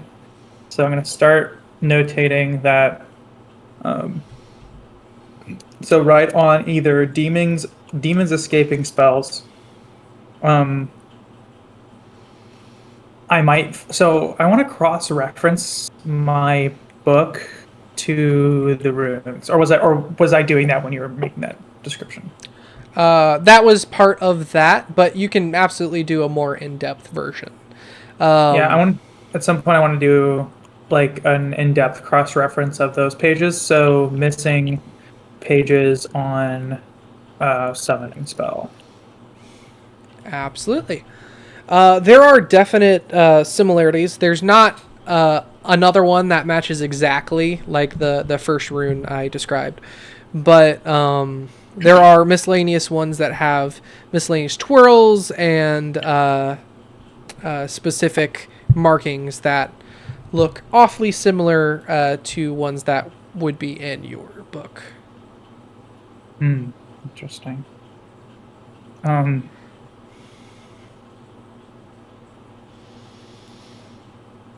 had never noticed. Honestly, I'm surprised that I didn't scratch these or tear these out. I always figured, I figured that they would still be there because you're trying to unravel them. We can totally walk it back and say you did. No, I think he completely forgot about them until that moment. Oh, okay.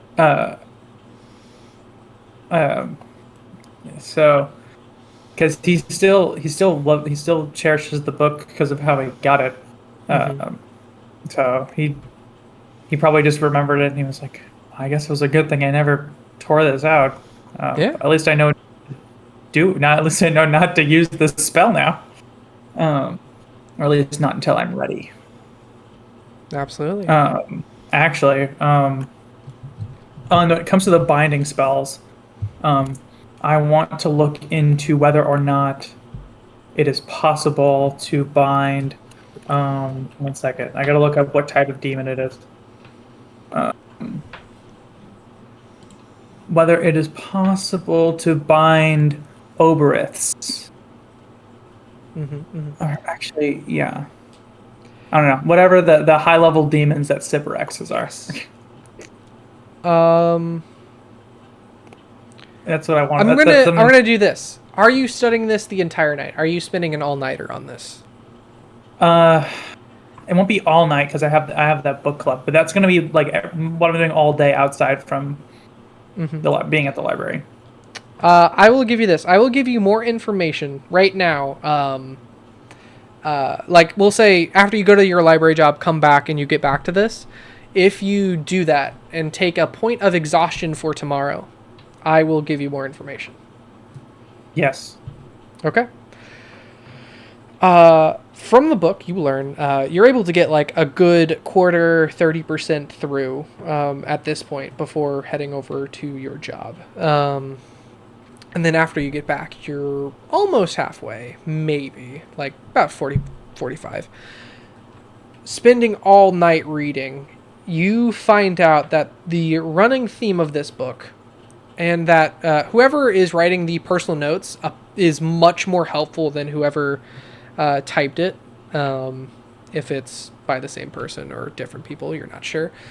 But they posit that any being of demonic variety can be captured or warded off with the proper spell, no matter how high level they are.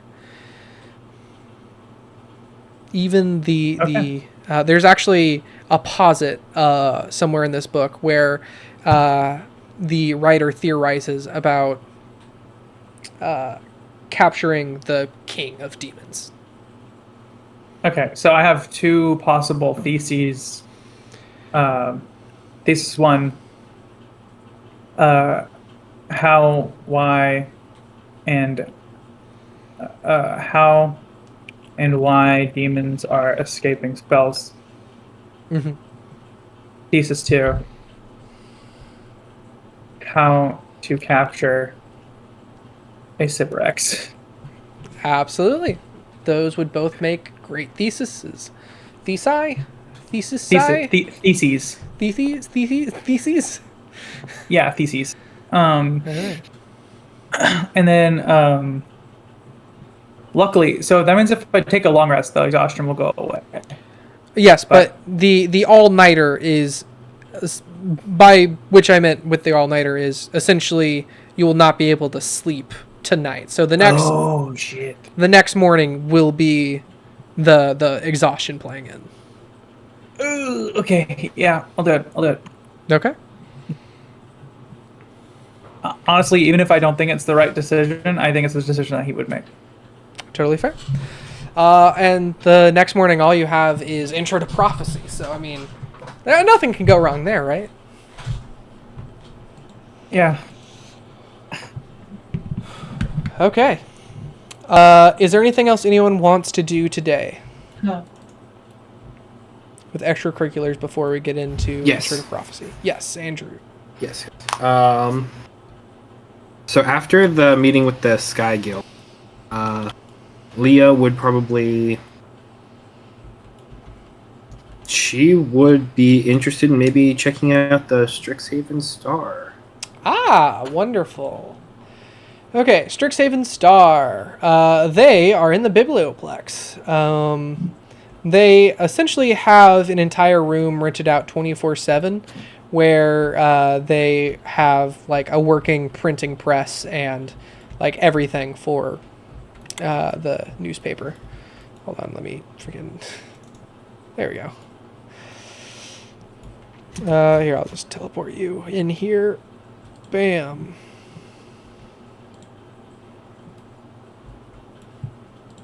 Hold on. There we go. You were on the ceiling. Okay. I mean, as she is able to do. Yes. Getting into the Strixhaven Star, you immediately recognize someone. That someone, of course, being Grayson Wildmare, who was in your first class. And there's a few other people here. I don't think you would recognize them from anywhere. Let me just make sure. Probably not.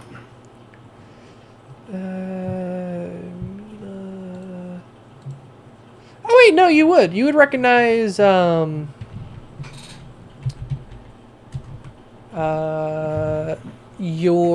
RA.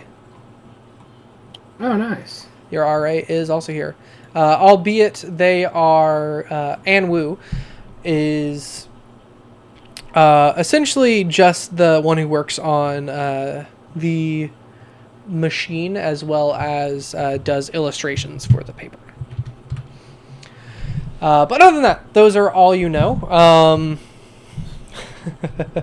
In here as well, you see a gargantuan, hairy man, who is currently talking with miscellaneous people on what to put in the next week's newspaper.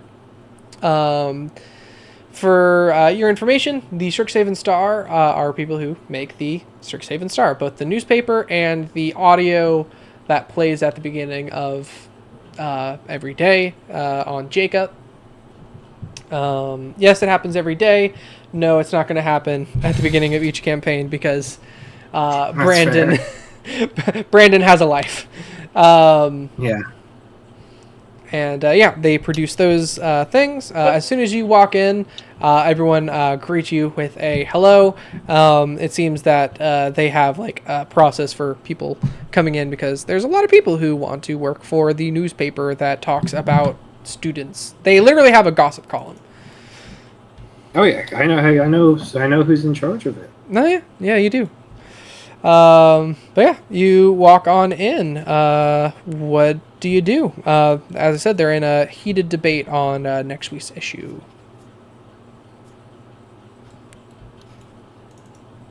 Just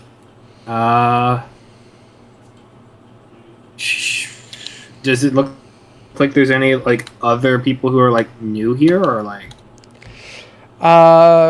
There were like a few people, as I said, like waiting out the door, and then they like come in, look around a little bit. They talk to some of the people, and then like either leave or hang out a bit and then leave. But as of right now, you come in, they're like, "Oh yeah, welcome, welcome. This is the Strixhaven Star. How can I help you today?" And Wu actually pipes in like, "Oh hey, you are. Hold on, don't tell me. Leah Pembroke. That was it. Yeah. I'm just visiting around a lot of the different on-campus activities and clubs, and I wanted to poke my head in, say hi. Yeah, absolutely. See what else is going on. What are you interested in? Like reporting, writing? Maybe you are more on the technical side, like me, working on the printer. You can also maybe do illustrations, such as I do. What's your interest?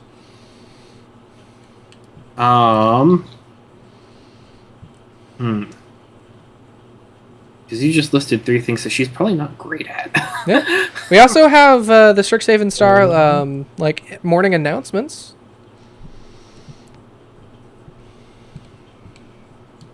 What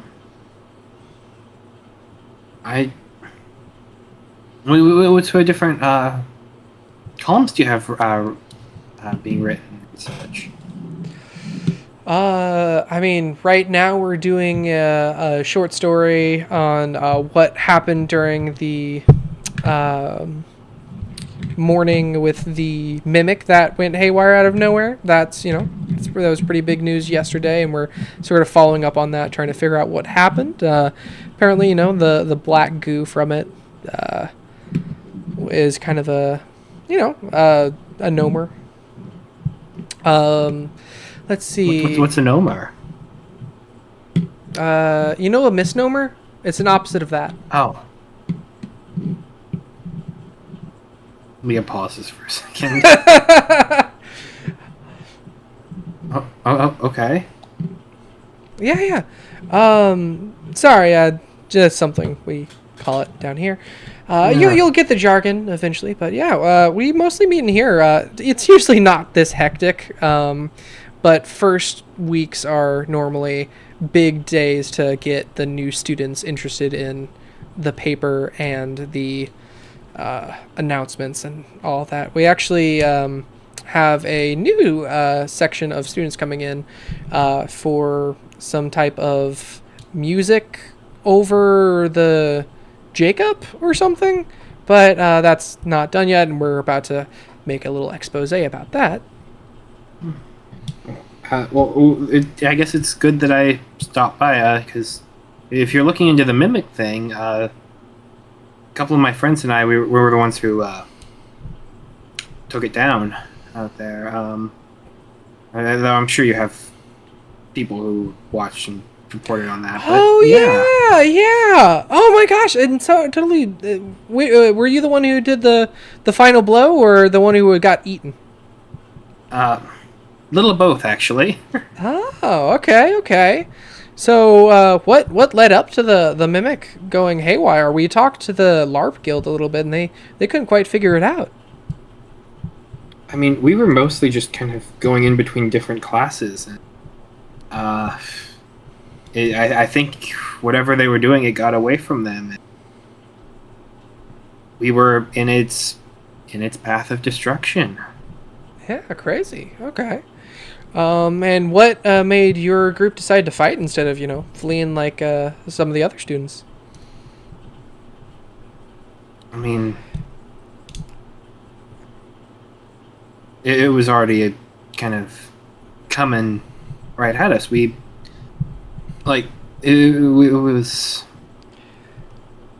was there wasn't enough space and time to really get out of the way, and so just thought it was the right thing to do to take care of it. I mean, Can I also confirm whether this is the whole truth, Leah? Because if I remember at the time... Oh, there's some stretches. Okay. If I remember right, Leah, you thought this was part of the show and you kind of went with it. Yeah. If I remember correctly. There's a bit of stretches. She did not land the final blow, but like she's... Absolutely. You would rather take credit for the final blow rather than the one stuck in the mimic's mouth. Oh no! She also took credit for that too, like in a bit of a roundabout way. Yeah. All right. Can you tell us anything that you remember about the experience itself? I mean, when it first happened, I thought like they were just kind of doing a little bit of a live show, and then it came up and started attacking, and so we. I mean, it did catch me at one point, but we were able to just be a little bit tougher in dealing a bit of damage back to it.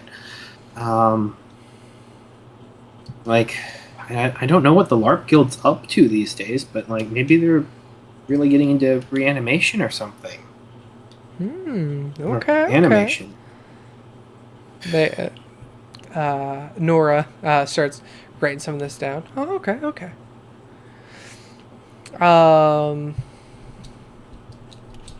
But yeah, okay. Well, anyway, sorry. Thanks for the small little interview there. But of course, I wasn't expecting. I thought that sort of thing kind of just happened around campus, and so like it wasn't a bit of a big deal. Well, to be fair, stuff like that kind of happens. Not exactly to the extent of something going haywire out of nowhere, but when things go haywire, usually we find out why pretty quickly. That's just one of the times where it didn't really... No one really knows why.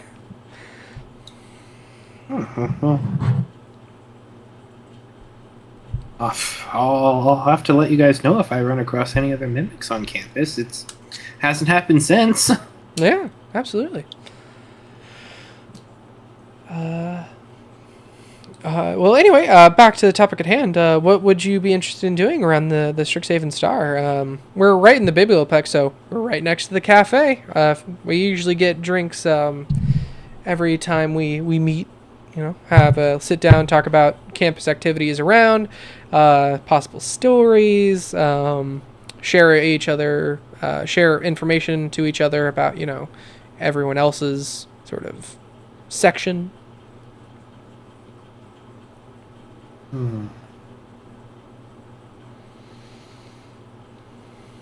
I mean,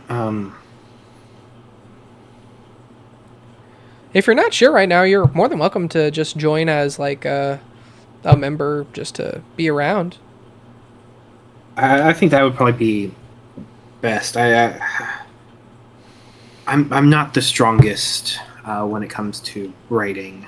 Oh yeah, absolutely, no problem at all. Again, like you're more than welcome to join in without having any prior knowledge of anything, and usually newcomers and everything, spend some time just talking with people, and then at some point they find a story and they like share it over, and then we give credit in the paper, all that jazz.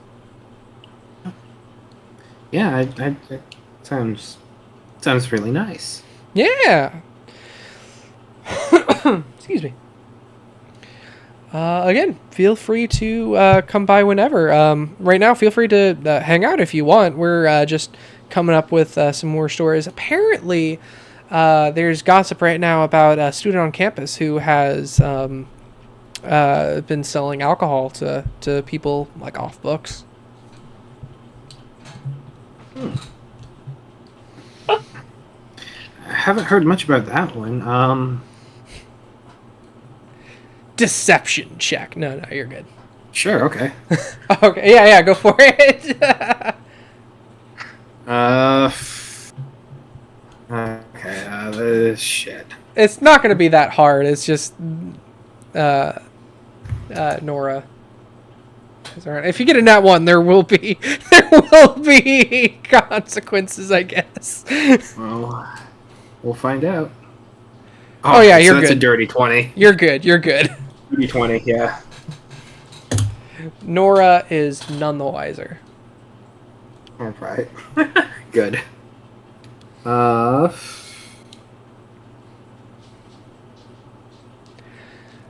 But yeah, if you ever are interested in the Distinguished Society of Fine Arts, I'm also a member of that. Feel free to drop by sometime. That sounds like a great time. Heck yeah.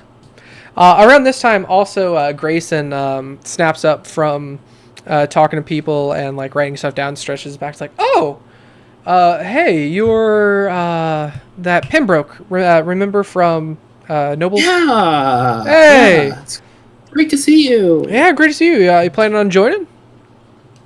I'm definitely weighing my options here. All right. Well, if you ever plan on, weighing them over here, we're more than happy to have you. Right now, we're just discussing stories. Sorry, we're a bit hectic on the first week of school. It usually calms down afterwards. Don't worry, you're all good. Yeah, no, absolutely.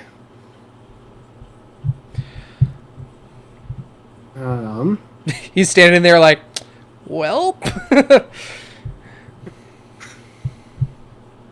But yeah, feel free to stop by whenever. And he just walks out. Going somewhere for the next story. Okay.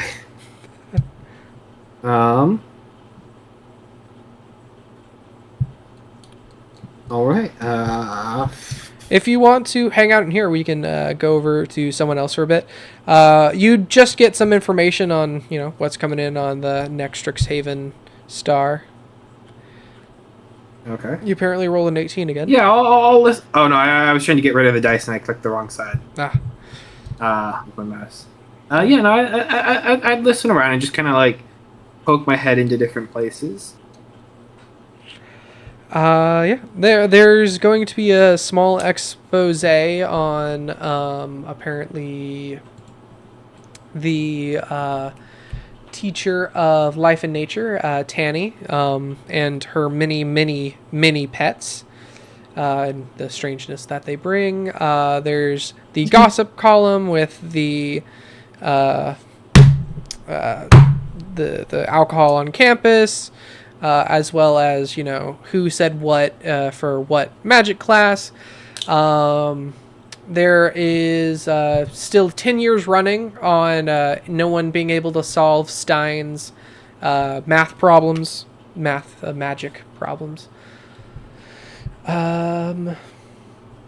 There is also going to be a...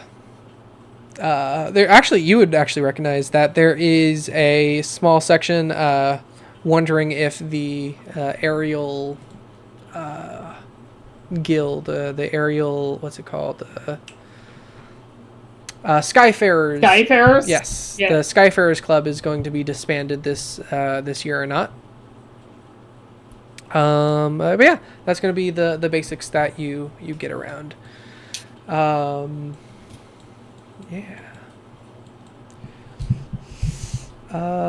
Also, the lake monster has signed a non-aggression pact if you ever want to go swimming. Okay. But that was on the I first Yes. week. Yeah.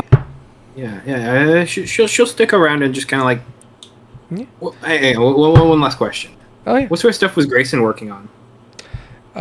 You look down, and you see a gossip column of... one, he's part of the who's doing the alcohol on campus. And two, just getting a sneak peek at notes, you see he is starting an expose on what seems to be a hidden group on campus that no one seems to know about. Judging by the writing on this, it's not the nobles that you know of. They're not exactly secret. Right. They're just exclusive. Yeah. But there is word spreading of a secret society on campus. And Anything about them, or? no, just that there's a few quotes on people stating that they've seen strange things. This secret society is thought to be malicious, but no one knows for sure. Strange things, kind of when and where. Mm-hmm. I guess that was more of a question. Oh! I thought that was a statement. Sorry. Stuff like literal students disappearing and then showing up the next day like nothing happened. There's random times where like animals go missing as well, and they're just never found again. Parts of staff being interchanged randomly seeming, and that having something to do with like an underground the underground society or something like that, as well as what seems to be like doors that weren't open before just being opened by themselves in the middle of areas where everyone can see. Like even with like someone who can see invisibility, they see a door open by itself, like knob twist and everything, not just like the wind.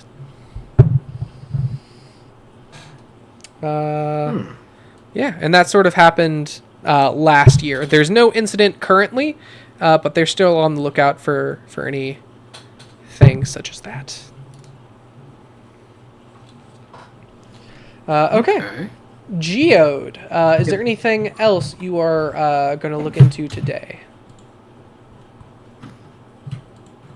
It's a new day. Well, I've had another job in mind, but I've been hired, so I'll take it. That's totally fair.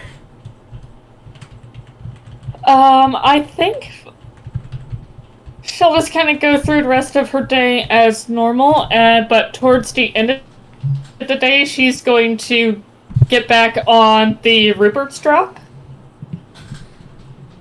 Absolutely. Go ahead and make another nature check for me this time. Nature check. Okay. Yeah.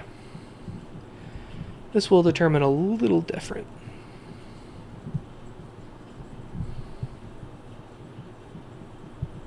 Nature. Okay. That is an 18. 18. Okay. You can tell this glass, the bead with little tail, there's something off about it. Like, there's no magical signature. There's no, like, thing. But as you're doing these incantations more and more, it's almost like the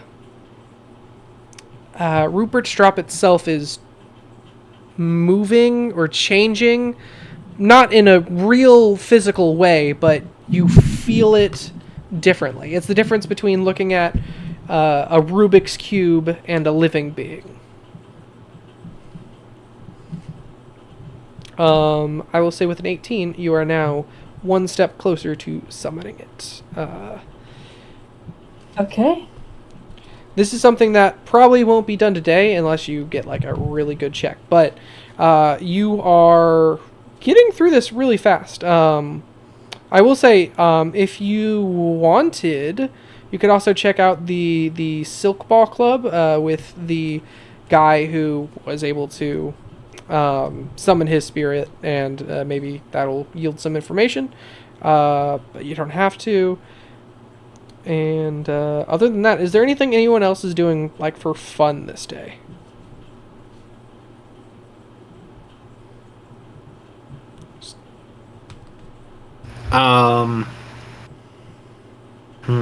Sorry, I feel like Leo would do something towards like getting into evening. I'm just I need a second, but like she probably would be doing something. That's fair. As we've established, I don't have fun. Yeah. Not right now.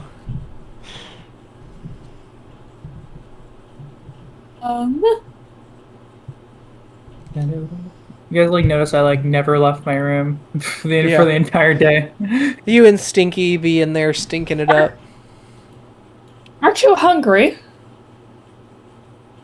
Uh, uh, uh, He got biscuits. no, I'm good. I got biscuits. Yeah, I remember those biscuits on the boat ride. Yeah, I got some of those. I'm good. I actually don't. What biscuits? I, I'll tell you about it later. I gotta focus. I'm sorry. Okay. Okay. Scribble, scribble, And scribble. that is what you hear from Azarius today.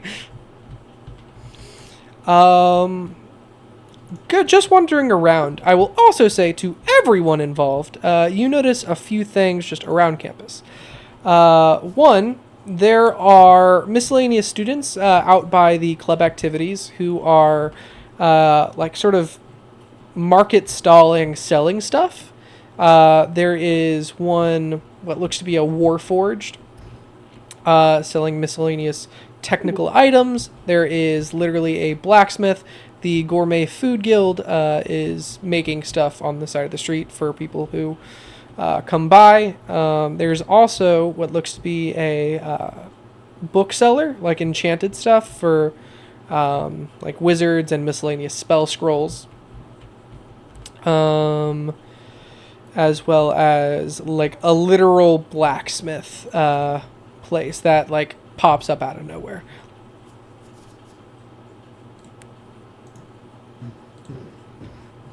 Whoa. By the way, how does my work go? Since I don't know if we got into that yet.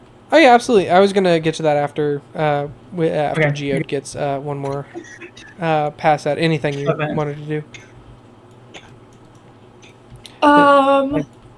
I think Geode's good. Geode knows she's going to be seeing the Silk Ball Alan next class, so if she probably talked to him about the elemental then, if she has not gotten it by then. Okay. Or like a little bit before, at least.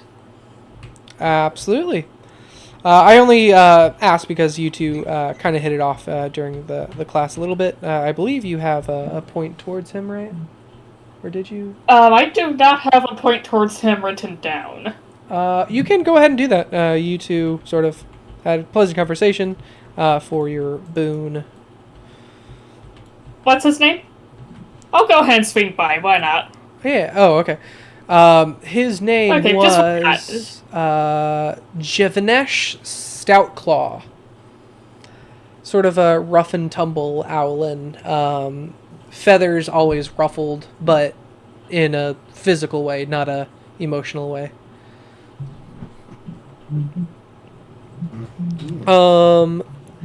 You see him. This is during this is like noon before he starts working at the Firejolt Cafe. He is currently at the old training grounds, the one made of mud, Okay. where currently there is a silk ball game going on, which is kind of like rugby, but there is the ball is made out of spider webs, and there's a lot more like magical stuff going on, like magic. It's like Quidditch if it was good. Yeah, it's Quidditch Remind me, meets rugby. what class do I have him with? What was that? It's Elements and Elementals. Yes. Right. And he is currently playing a rather harsh game. Like, he gets tackled down hard Ooh. before getting up and like, yeah, good game! Stuff like that. And he's like, oh, man, that was a good game, everyone. Oh, hey there, Geode. I went through 7 different voices there, I think. You know what? Hi. You're trying your best. I'm sorry, man. Hi there. How's it going? I'm good. Yourself? Oh, I'm doing great. You know. Just playing some Silk Ball. You interested in Silk Ball or nothing? Got a whole team going? What's it all about? All right. So, you see this ball, and he shows you what looks to be a ball made out of spider web. It's silk, so, like, yeah. Yes. Okay. So the goal is to get to the other end after gaining the most points with this ball as possible. You gain points by sticking this to other people's backs and or tackling them to the ground.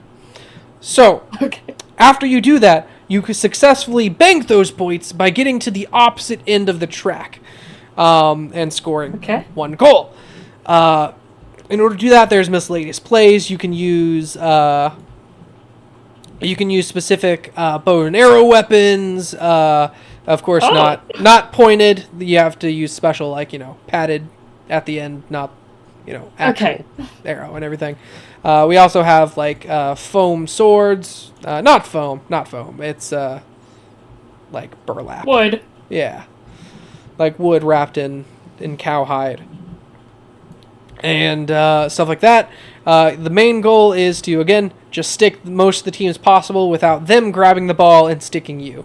The ball is quite literally sticky, so whoever has it will keep having it until they actively throw it away or it gets taken by someone else. That's basically the rules of Silk Ball. Right. So you want to play a game? I Or? might have to swing by and watch a match sometime. All right, heck yeah. When do you start? We're playing, like, right now we're doing a few warm-ups, just playing the field, as it were. We have one short Makes sense. if you want to join in, but you don't have to or nothing. We're just, again, we're not playing for points, we're just practicing for our next game. If you need one more, I'll step in. Awesome, feel free. Do you want to be a runner or a defender? Let's go defender. All right, heck yeah. Not really a runner. And the game starts playing. As soon as the proverbial whistle gets called, there is chaos on the field. People running everywhere on this dirt place. Like people are in literal mud, and they have to navigate it. As well as there's like different elevations. If you go to where my arrow is currently pointing, you'll see the field. Oh yeah, Tailspire's not loading for me, so I'm just gonna theater of the mind. Oh yeah, absolutely. Jivanesh currently has the ball, and he's like going by everyone, trying to tag them and then get to their side. Your goal is to essentially play defender, trying to ward off anyone from actively taking the ball from him. But there is all right, all that. So go ahead and make an athletics check for me. Okay.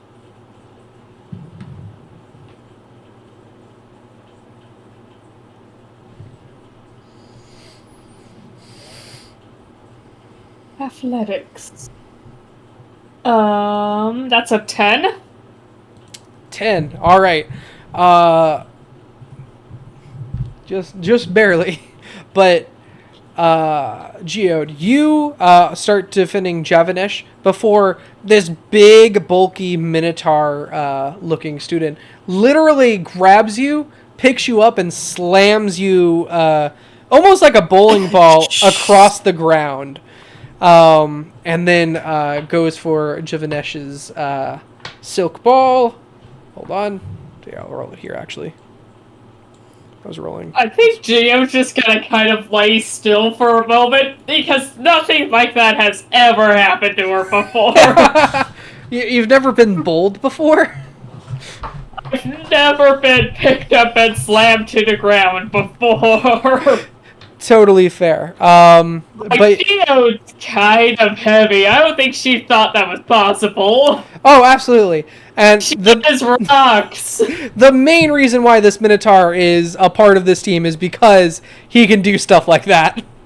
But the opposing team grabs the silk ball and starts touching everyone with it. Now, your goal is to not get touched with the silk ball. Can I get... are you just sort of still laying there, or are you actively getting up and dodging now? I think by now she's gotten up. Okay. Can I get a dexterity check, please? You absolutely can. My -1 dexterity. Let's do it!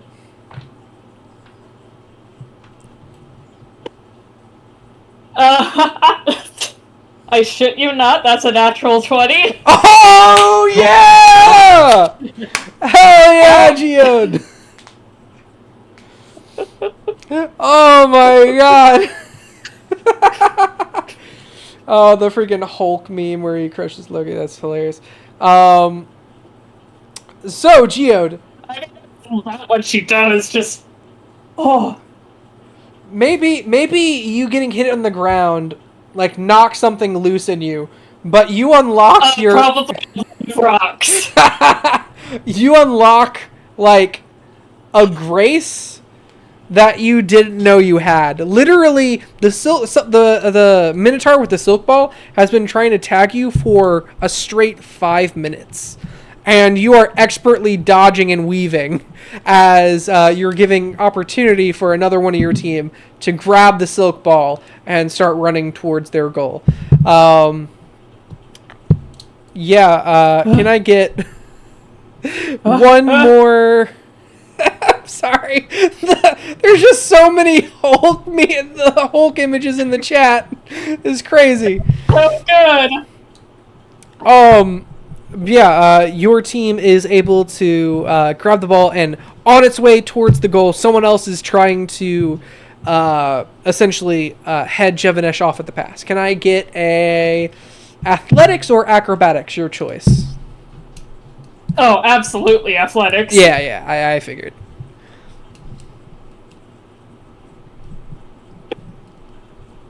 Cocked.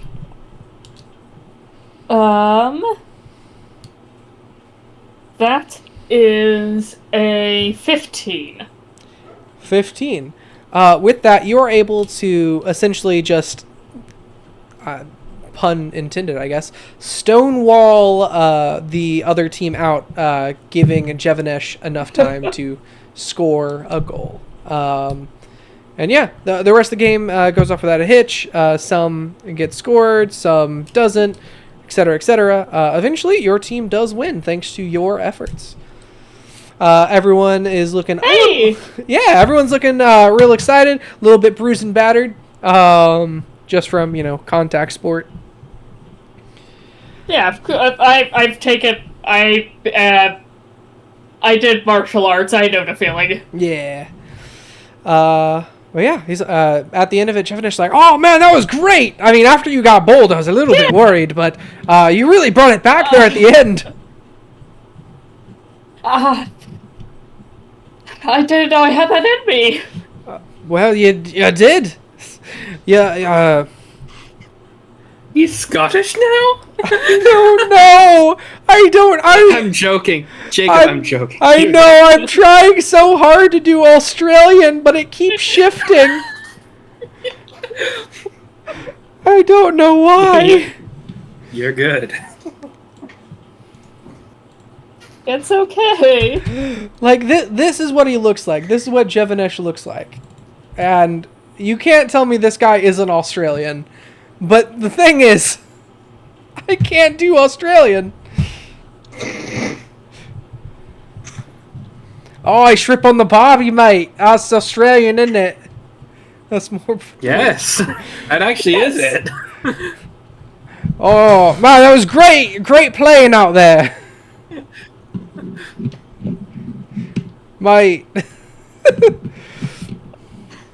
I think I prefer the Scottish, honestly. I can do Scottish. Scottish isn't that hard. For me, I'm just out of it because I'm confusing myself. But anyway, he essentially asks, "Are you interested in joining Silk Ball?" Okay, so I think I'm a bit tied up. I signed up for the horticulture club and got voluntold to be a creature wrangler. Oh, yeah. No problem at all. If you ever want to just I'll- come to meets every now and again, feel free. You don't have to be an official part of the club That's or exactly nothing. what I was planning on. Awesome. Yeah, feel free to drop by whenever. Yeah, that sounds awesome. Meet every day, or We meet most days. A lot of us comes on like specific days. Sometimes we just do whatever feels right at the time. We're not as popular as Mage Tower, so it's sort of back and forth, you know. gotcha. Okay. All right. With that, All right. I'll see you in class. yeah, see you in class. Was there anything else you needed or wanted to ask me before you go? Or?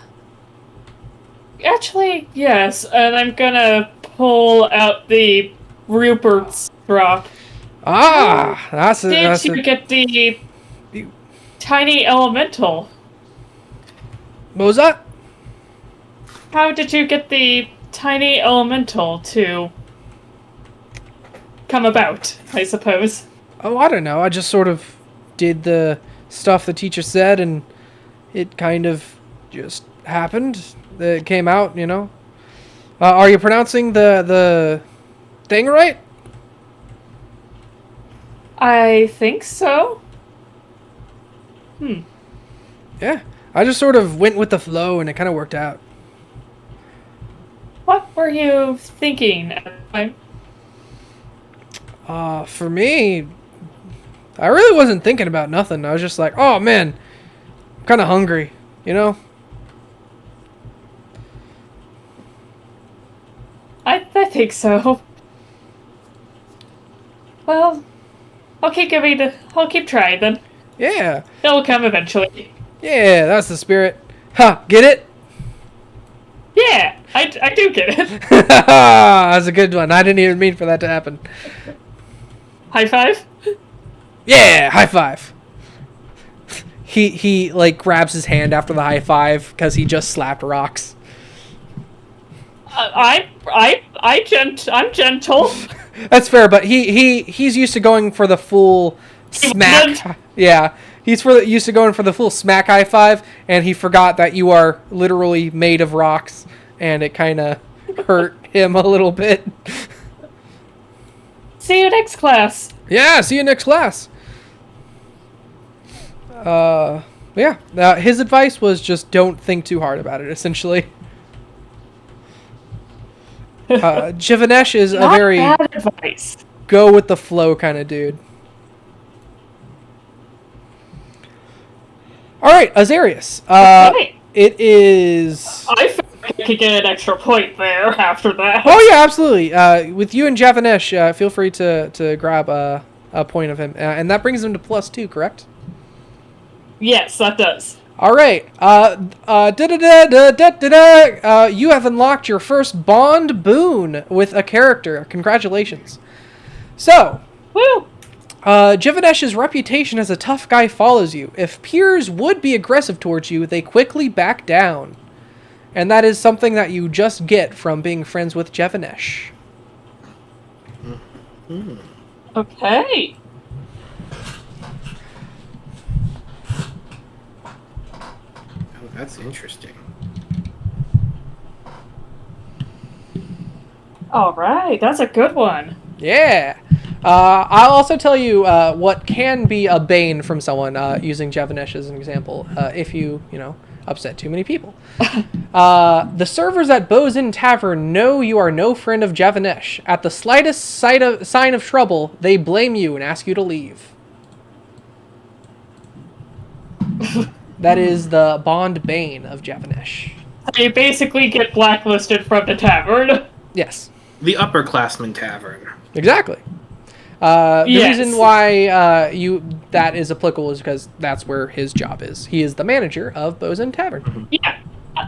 Or Oh, something. wow, okay. I thought he was a server, but okay, wow, he's up there. Yeah, well, sorry, assistant manager, not full-on manager, but yes. Okay, that makes a bit more sense, but okay. Okay, Azarius, it is time for your library job. Yippee! Let's do it.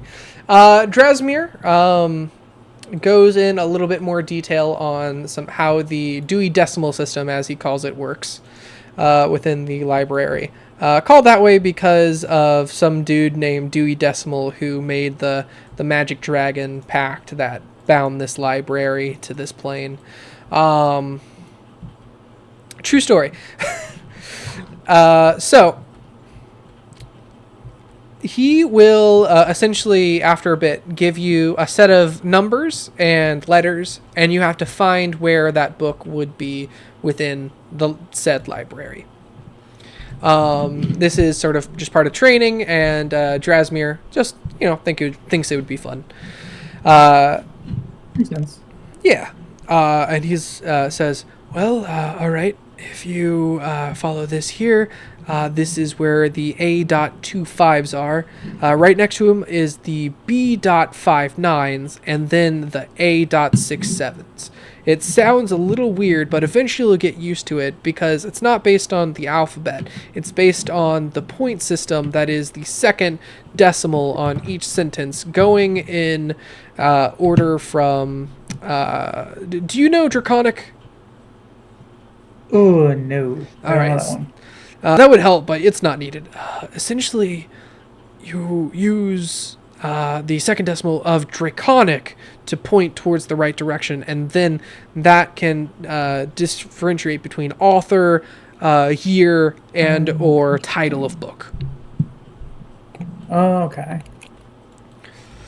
All right, so I'm going to give you D-72.895. Okay. Can I get an intelligence check, please? You got it. Let's add 4 to this one. 18. 18, okay. With ease, you are able to find a book within the more shallow part of the Infinite Library. It is, ironically, a book about maps. Drasmir thought it would be kind of funny.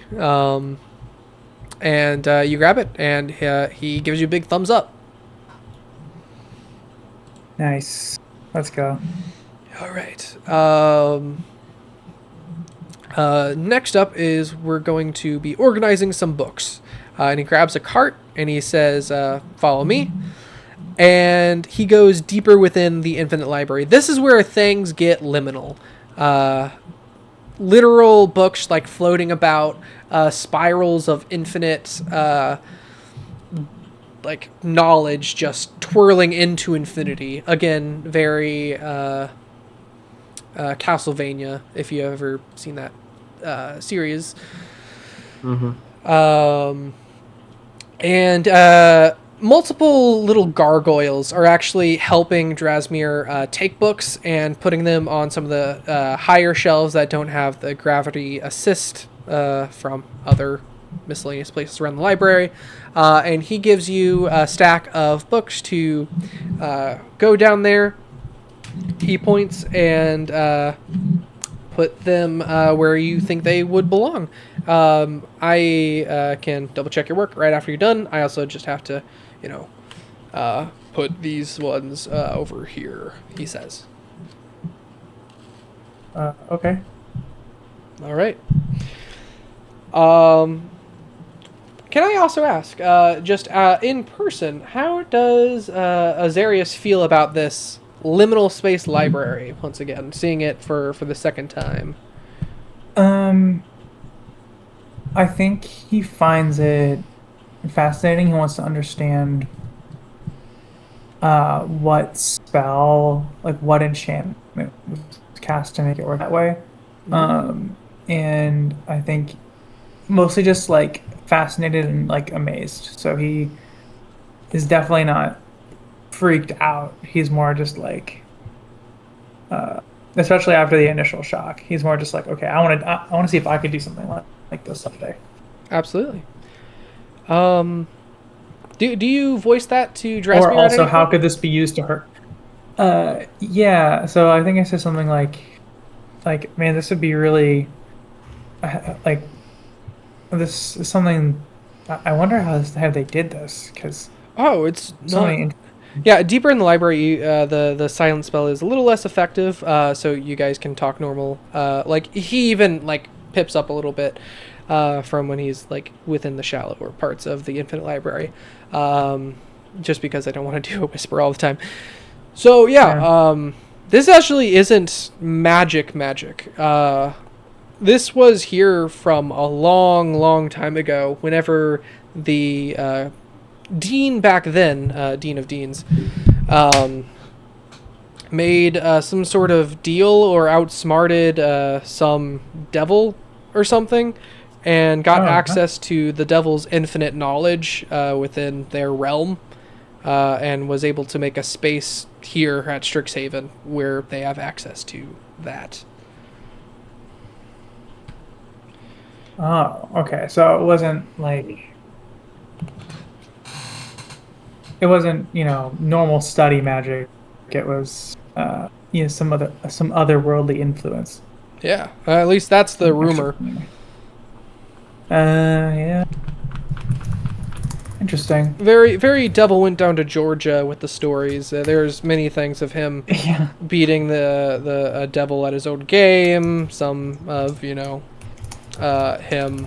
outfoxing him in some hunt.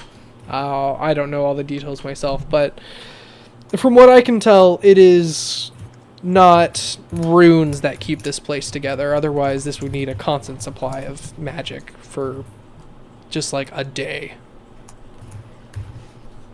Oh, interesting.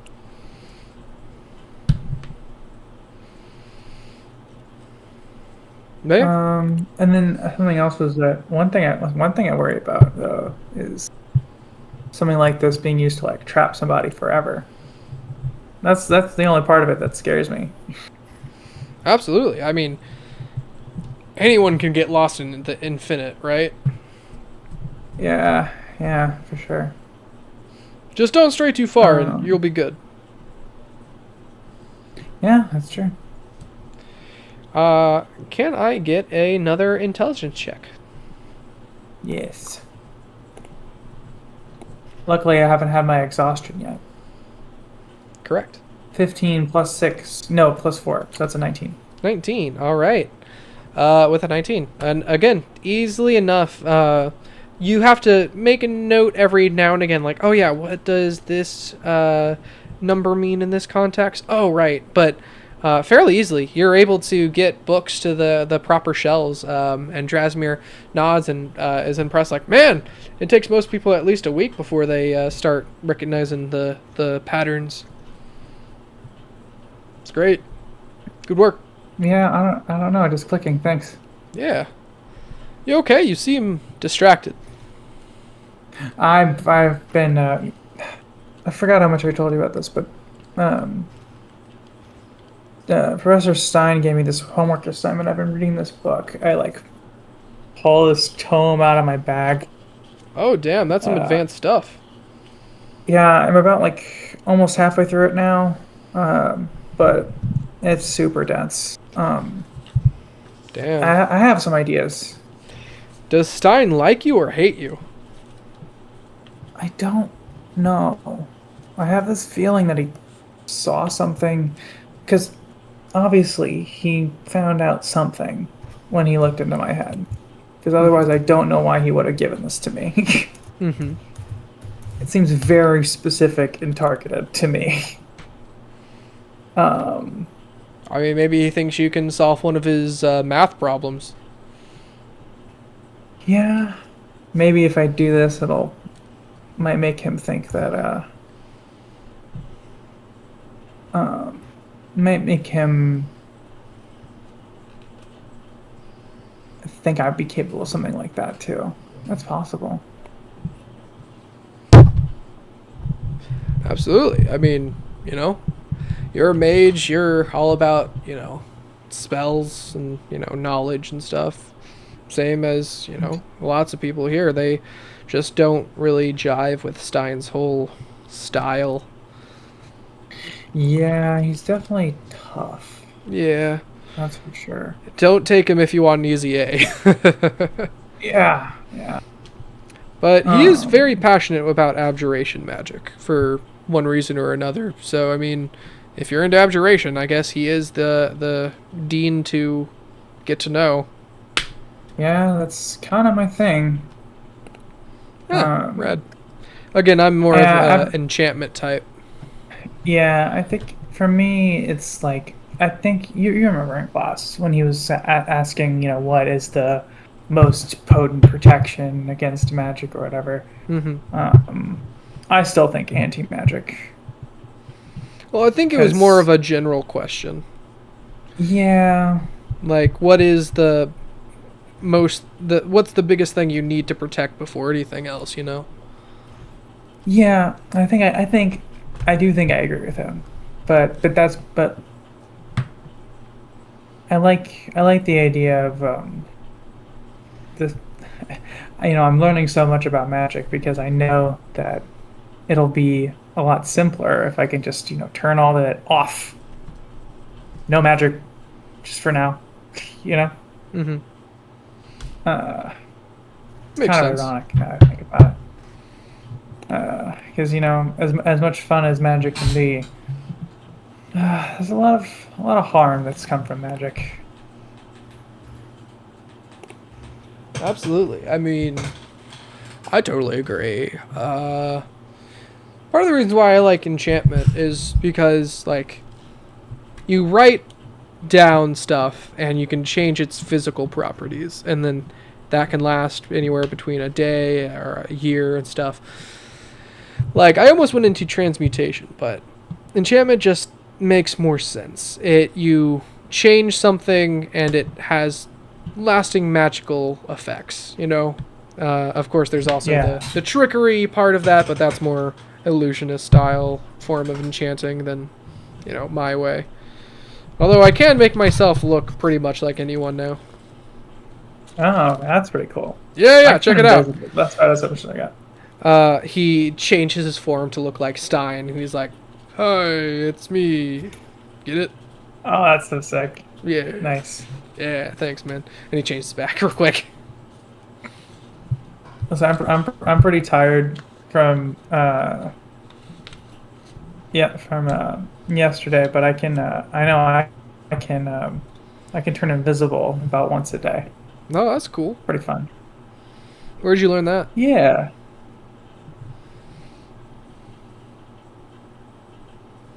And then he gets back to work. Fair enough. Seeing that, he'll also sort of just get back to work. But today you were learning a little more about the library's physics engine. Nice. And yeah. Okay. So I think with that would be the end of everyone's days. A little bit out of chronological order with the library and then back to studying, but that's fine. Quick question. Yes. I was wondering, just purely curious, about the Strixhaven Performing Arts Society. What sort of things would be general assistant position? Just kind of meta. And I was wondering, like, if Leah would have time to something like that. Just she didn't spend a lot of time with. Yeah, absolutely. So, the Performing Arts Society,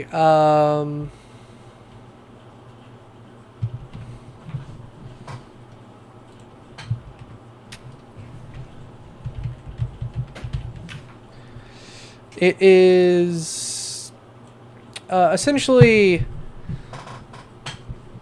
they are like any big show that goes on campus, like usually from Silver Quill or from Prismari or anything like that. They're the ones, the crew members that help like make everything go smoothly. They're also essentially they're your crew in a play. They make sure everything is set for the post show. Everything's cleaned up. They set up props for any time needed. Stuff like that.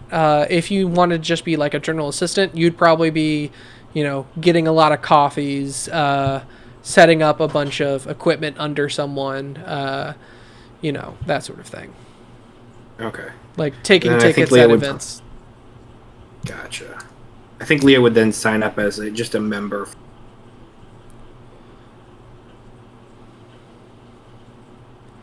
A member of Just performing arts. Of the Star, just as Oh. her second. Got it. Got it.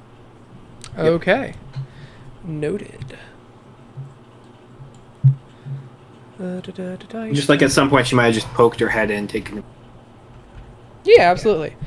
They're again more of the technical side, so I get it. Mm-hmm.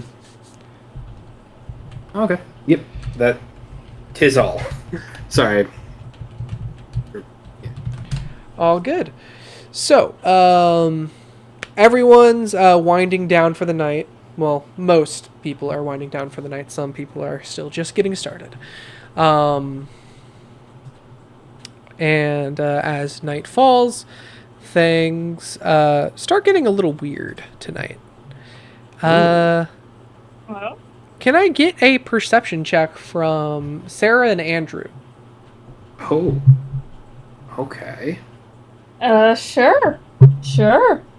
Hang on, let me double check my things, because I think I'm really good at this. Perception, you said? Yes. All right. That is a 12. Okay.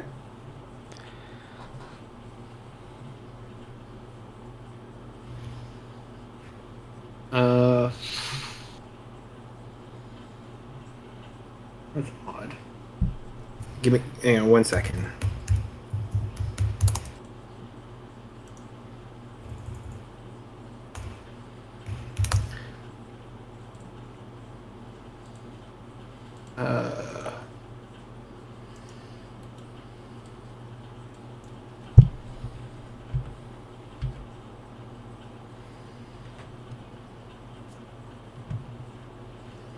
Yeah. Okay, yep, I'm just remembering incorrectly. That's disappointing. Okay. That's why it's not on my character sheet then. Okay, perception. Perception. Alright, so it's not. Oh boy. I thought I got advantage on it because of an Aracoke or thingamajig, but that was either misremembered or not, so. Okay. Just not a thing. Where did my dice go?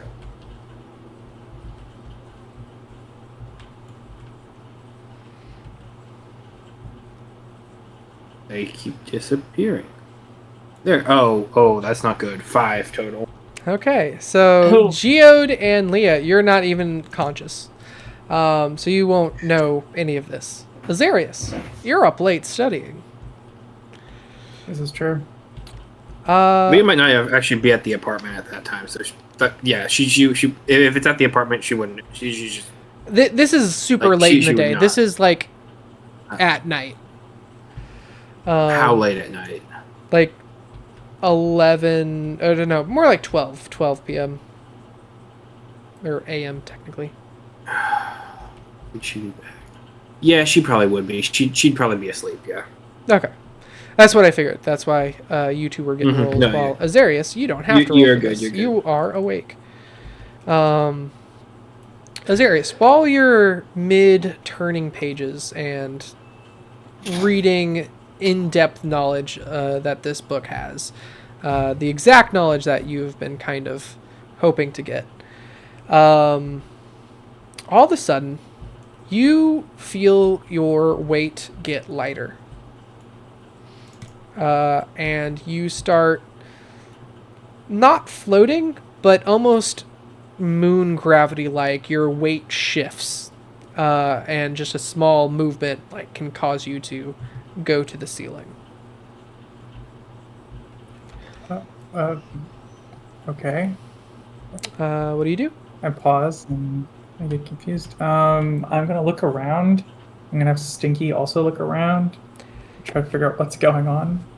Absolutely. Stinky is floating. Stinky is currently 0G sort of. Have you ever seen those cats experiencing 0G gravity? That's kind of what Stinky's going through. That makes sense. I go to open my door, see if like anybody else is doing anything. As soon as you open your door, everything returns back to normal. What the? I go back into my dorm. Okay. I go back in my room. Next morning.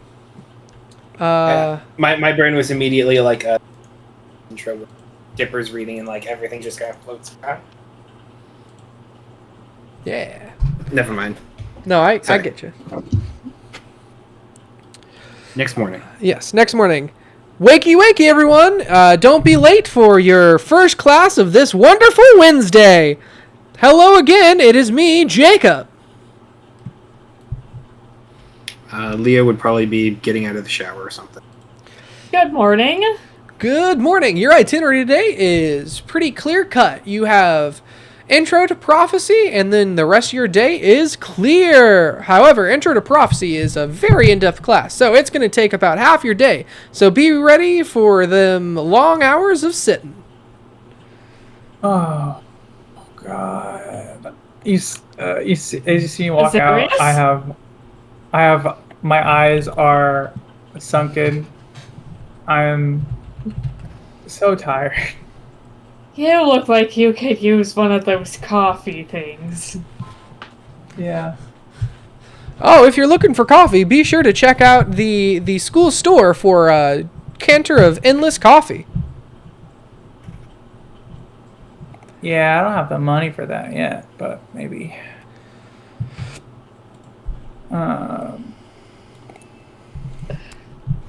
Is there anything I can help Yeah, any of you all with today? Remember, if you say no, I die. I Later? don't All right, and then he disappears. It disappears. Later. Later's how we do it. Later. Later, Gator. Come on. God, I Gator. stayed up all night studying that freaking... I can try going to Rob Zombie and see if he can get you a Gatorade. No, I think I'll be fine. I just need to take a nap Let's- at some point. I don't think that's going to happen. Let's get you a coffee. Oh yeah, let's go get coffee. Who is this? Who is this coffee you speak of? Okay, come on, Azarius. Leah would get dressed and kind of and tag along since we're all going to the same place. Yeah.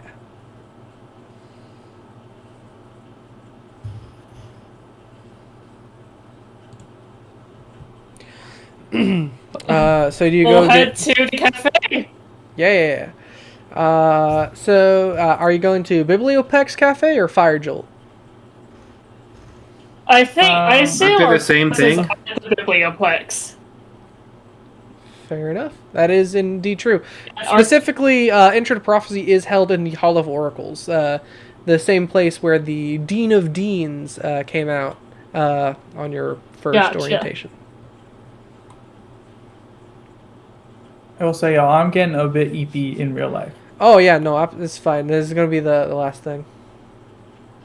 Okay. Okay. Like legitimately, I was like, okay, are we good? Are we good? And then this is gonna be the ender, as they say. Can I get you a coffee, a sandwich? It's 1 copper. Oh, a copper? I think. What's I your might have. strongest cup? We got a extra shot of espresso. Yeah, I'll take that. All right. Leah would absolutely take him up on that. Okay. I'll just go for a regular. Regular.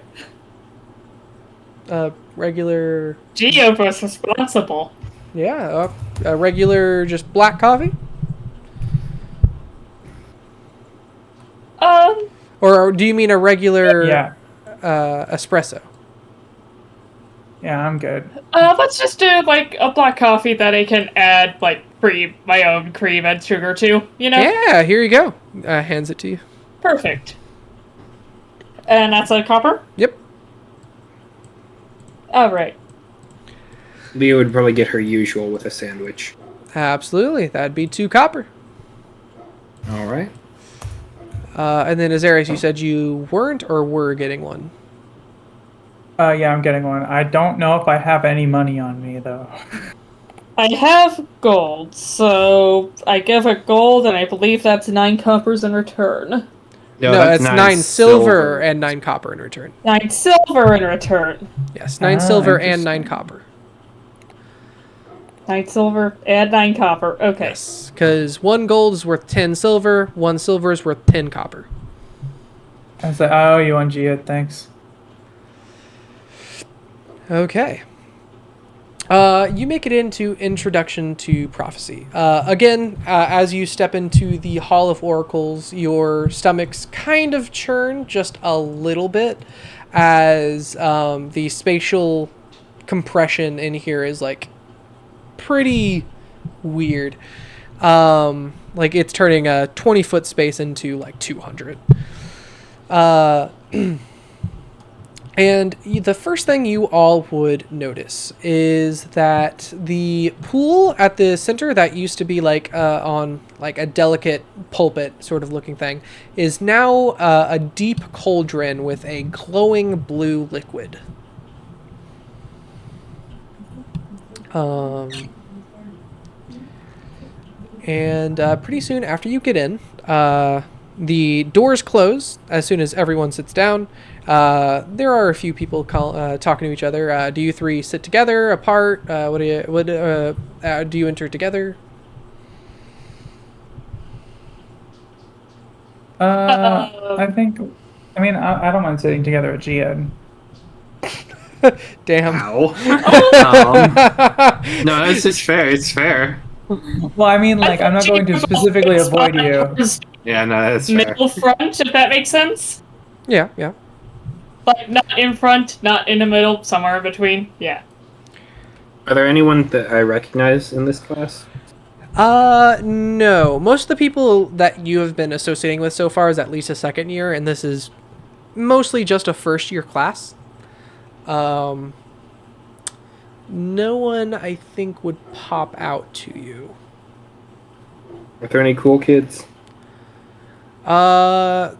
There's someone called Donovan Dark who looks pretty cool. He's sitting in, like, the middle front. Cool in what way? Sorry, I have to ask. He's, like, got a pocket chain. But in a cool way where he's pulling it off, not in a weird dorky way. Leah would probably sit around That's fair. It's fair. Azarius and there is also a ghost in the seat, like in the back, just waiting. Leah'd probably sit like maybe a row in of where Gio. Sorry. Okay. Like close, but like a little bit closer. Fair enough. Pretty immediately, the doors close, and a tall, elegant, half-elven person comes out of the cauldron. Pretty quick and dry as a bone. Immediately says, "Hello, everyone. Hello. I am Wickerbottom, the Dean of Order and Magic. Welcome to the Hall of Oracles. I don't know why I said orders. In the Biblioplex.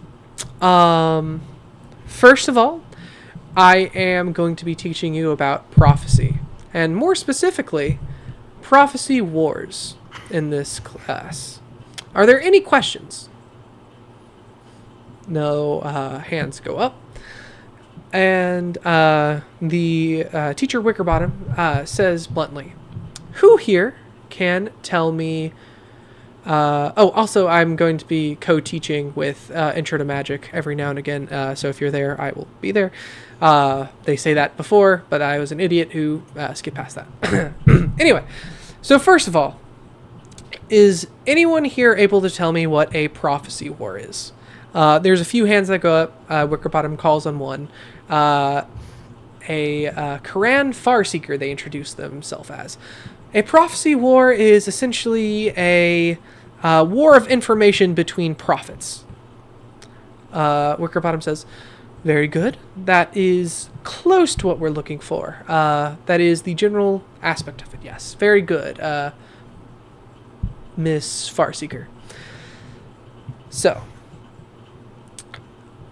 a prophecy war can be summarized in one of two fronts. And the reason why this is such an integral part to your school experience. Imagine there are two people with the exact same talent to see the future. A seer A sees the future that they wish to change, and seer B sees a future in which they are happy and content with keeping the same. Seer A then takes action to change said future to better for themselves. Say, moving out of the way of a moving trolley or something to that effect. Now, all of a sudden, Seer B's image that they saw and didn't act on was false, while Seer A's, they were able to change it. Can anyone tell me why this is? No hands go up again. It says, to put it bluntly, this is the crux of a prophecy war. The in-depth explanation we will get into as the year goes on, but it is the war between seeing the future of separate sides and trying to change it for their circumstances, rather than an enemy nation or a friend across the street. Now, and they go into a fuller in-depth explanation of essentially why kingdoms nowadays, instead of having just a court wizard, have like court wizard plus prophet. Because if someone can see the future and the other can't, then that is essentially just a major downfall for that kingdom. And go into more and more of what exactly constitutes a prophecy war. A war between prophets who keep trying to change the future by seeing it and changing the outcome.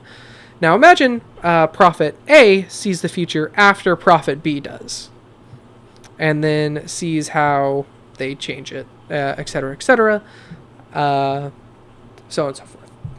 After this very, very long lecture about the outcomes of prophecies and how they can literally change the future, pun intended, are there any questions?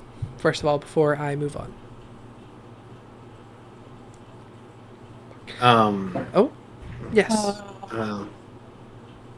Sorry, I'm formulating a thought piece. Yeah, go for it.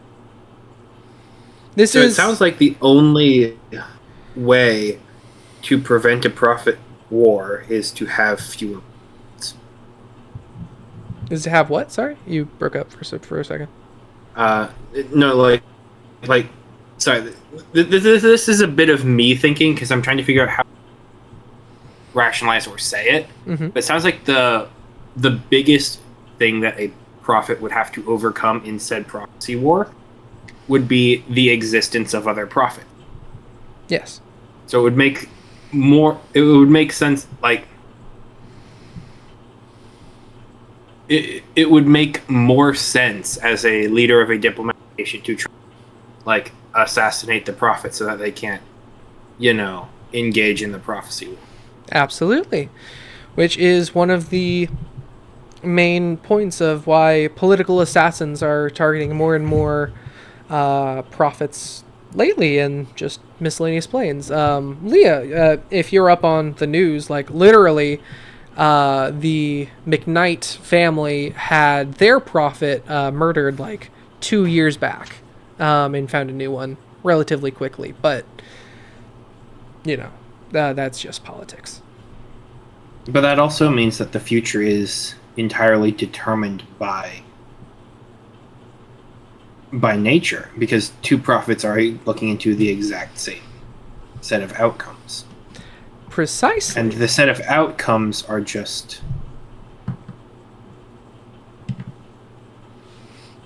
And this is why it is called a prophecy war.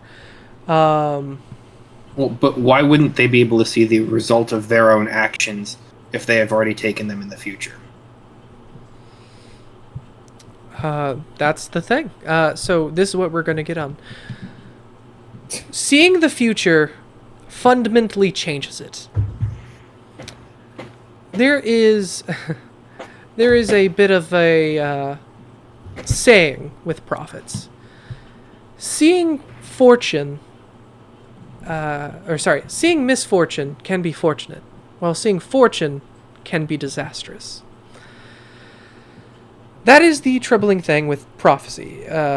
The stronger your abilities, the clearer image and more overpowering of other prophets' images you will be able to see.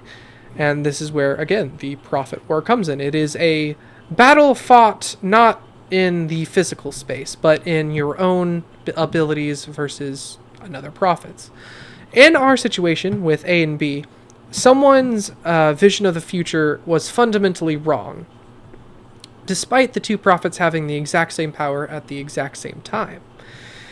They changed the outcome by seeing the future, and by changing the outcome, the prophet was able to not avert the disaster they wanted, or not get the outcome they needed, which is why it is customary to at least once a day check it back in on said future if possible. But anyway, I digress. We are nearing the end of our time now. This will be all covered more in depth with prophecies and destiny, let's call it. For now, can I have every student here, please, in an orderly line, come up to the cauldron and grab a piece of paper out of the ichor. Okay. And this is where we're going to end off a little bit. Okay. Everyone starts lining up and pulls out pieces of paper with grades on them. Because in Prophecy 101, grades are posted at the beginning of class. Can I have everyone... oh, wait, hold on. Let me look at this. Right. Yeah. So, with that... Okay, cool. With my own studies and my own looking at each of your sheets, you all are given different grades on how you are going to do in Prophecy 101. What the teacher is positing here at the end is, if you received a suboptimal grade, it is your job to change fate, to change your prophecy war for the better. And if you achieved a grade of high marks, it is up to you to ensure fate stays on said path. Azarius, you get an A+. Geode, you get a D. And Leah, you get an F-. Yeah, that tracks. She completely checked out on what he was saying when. Oh, okay. Fair enough. Also, like, she's kind of just over his bullshit already. Yeah, Wickerbottom. Like this is the crux of it. Like, the reason why there are a rise in profits in divination experts is because everyone wants to know what the future holds. And if someone knows what the future holds and someone else doesn't, that gives whoever does an insane advantage in whatever they're doing. And it is up to you to change this outcome for the better at your final assessment, whether you get the same grade you do now or whether it changes at the end of class or at the end of the year. Make sense? Yes. Yeah, I'm following. I'm feeling pretty good, but I have to make sure that I stay. This will not affect my work ethic. Fair. Essentially, this, based on the lecture, this grade is what you would have gotten if you had not seen the future, or have not looked into what your future grade would have been. And yeah, so like as I think of the implications, I'm like mad. I'm like, why did you curse me with this knowledge? Yeah, exactly. This is why the saying goes, like, seeing fortune can be misfortunate, because if you see something good happen, that happens because you wouldn't have seen it. And if you see something bad, that gives you the opportunity to change it.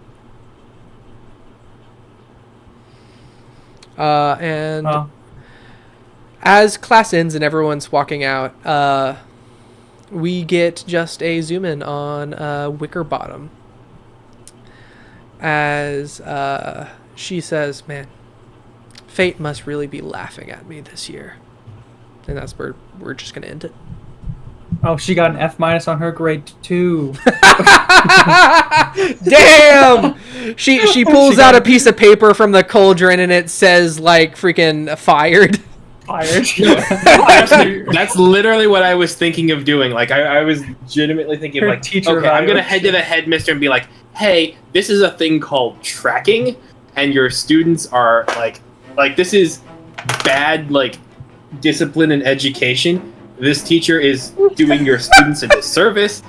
Get them the fuck out of here. But that's the whole thing. Like, the thing with Prophecy 101 is for you to be able to change fate or keep it on course, depending on what you That's what a pray test is. Oh my god. Yeah, no. Like, You just this is all bullshit. And Leah Damn. is just done with it.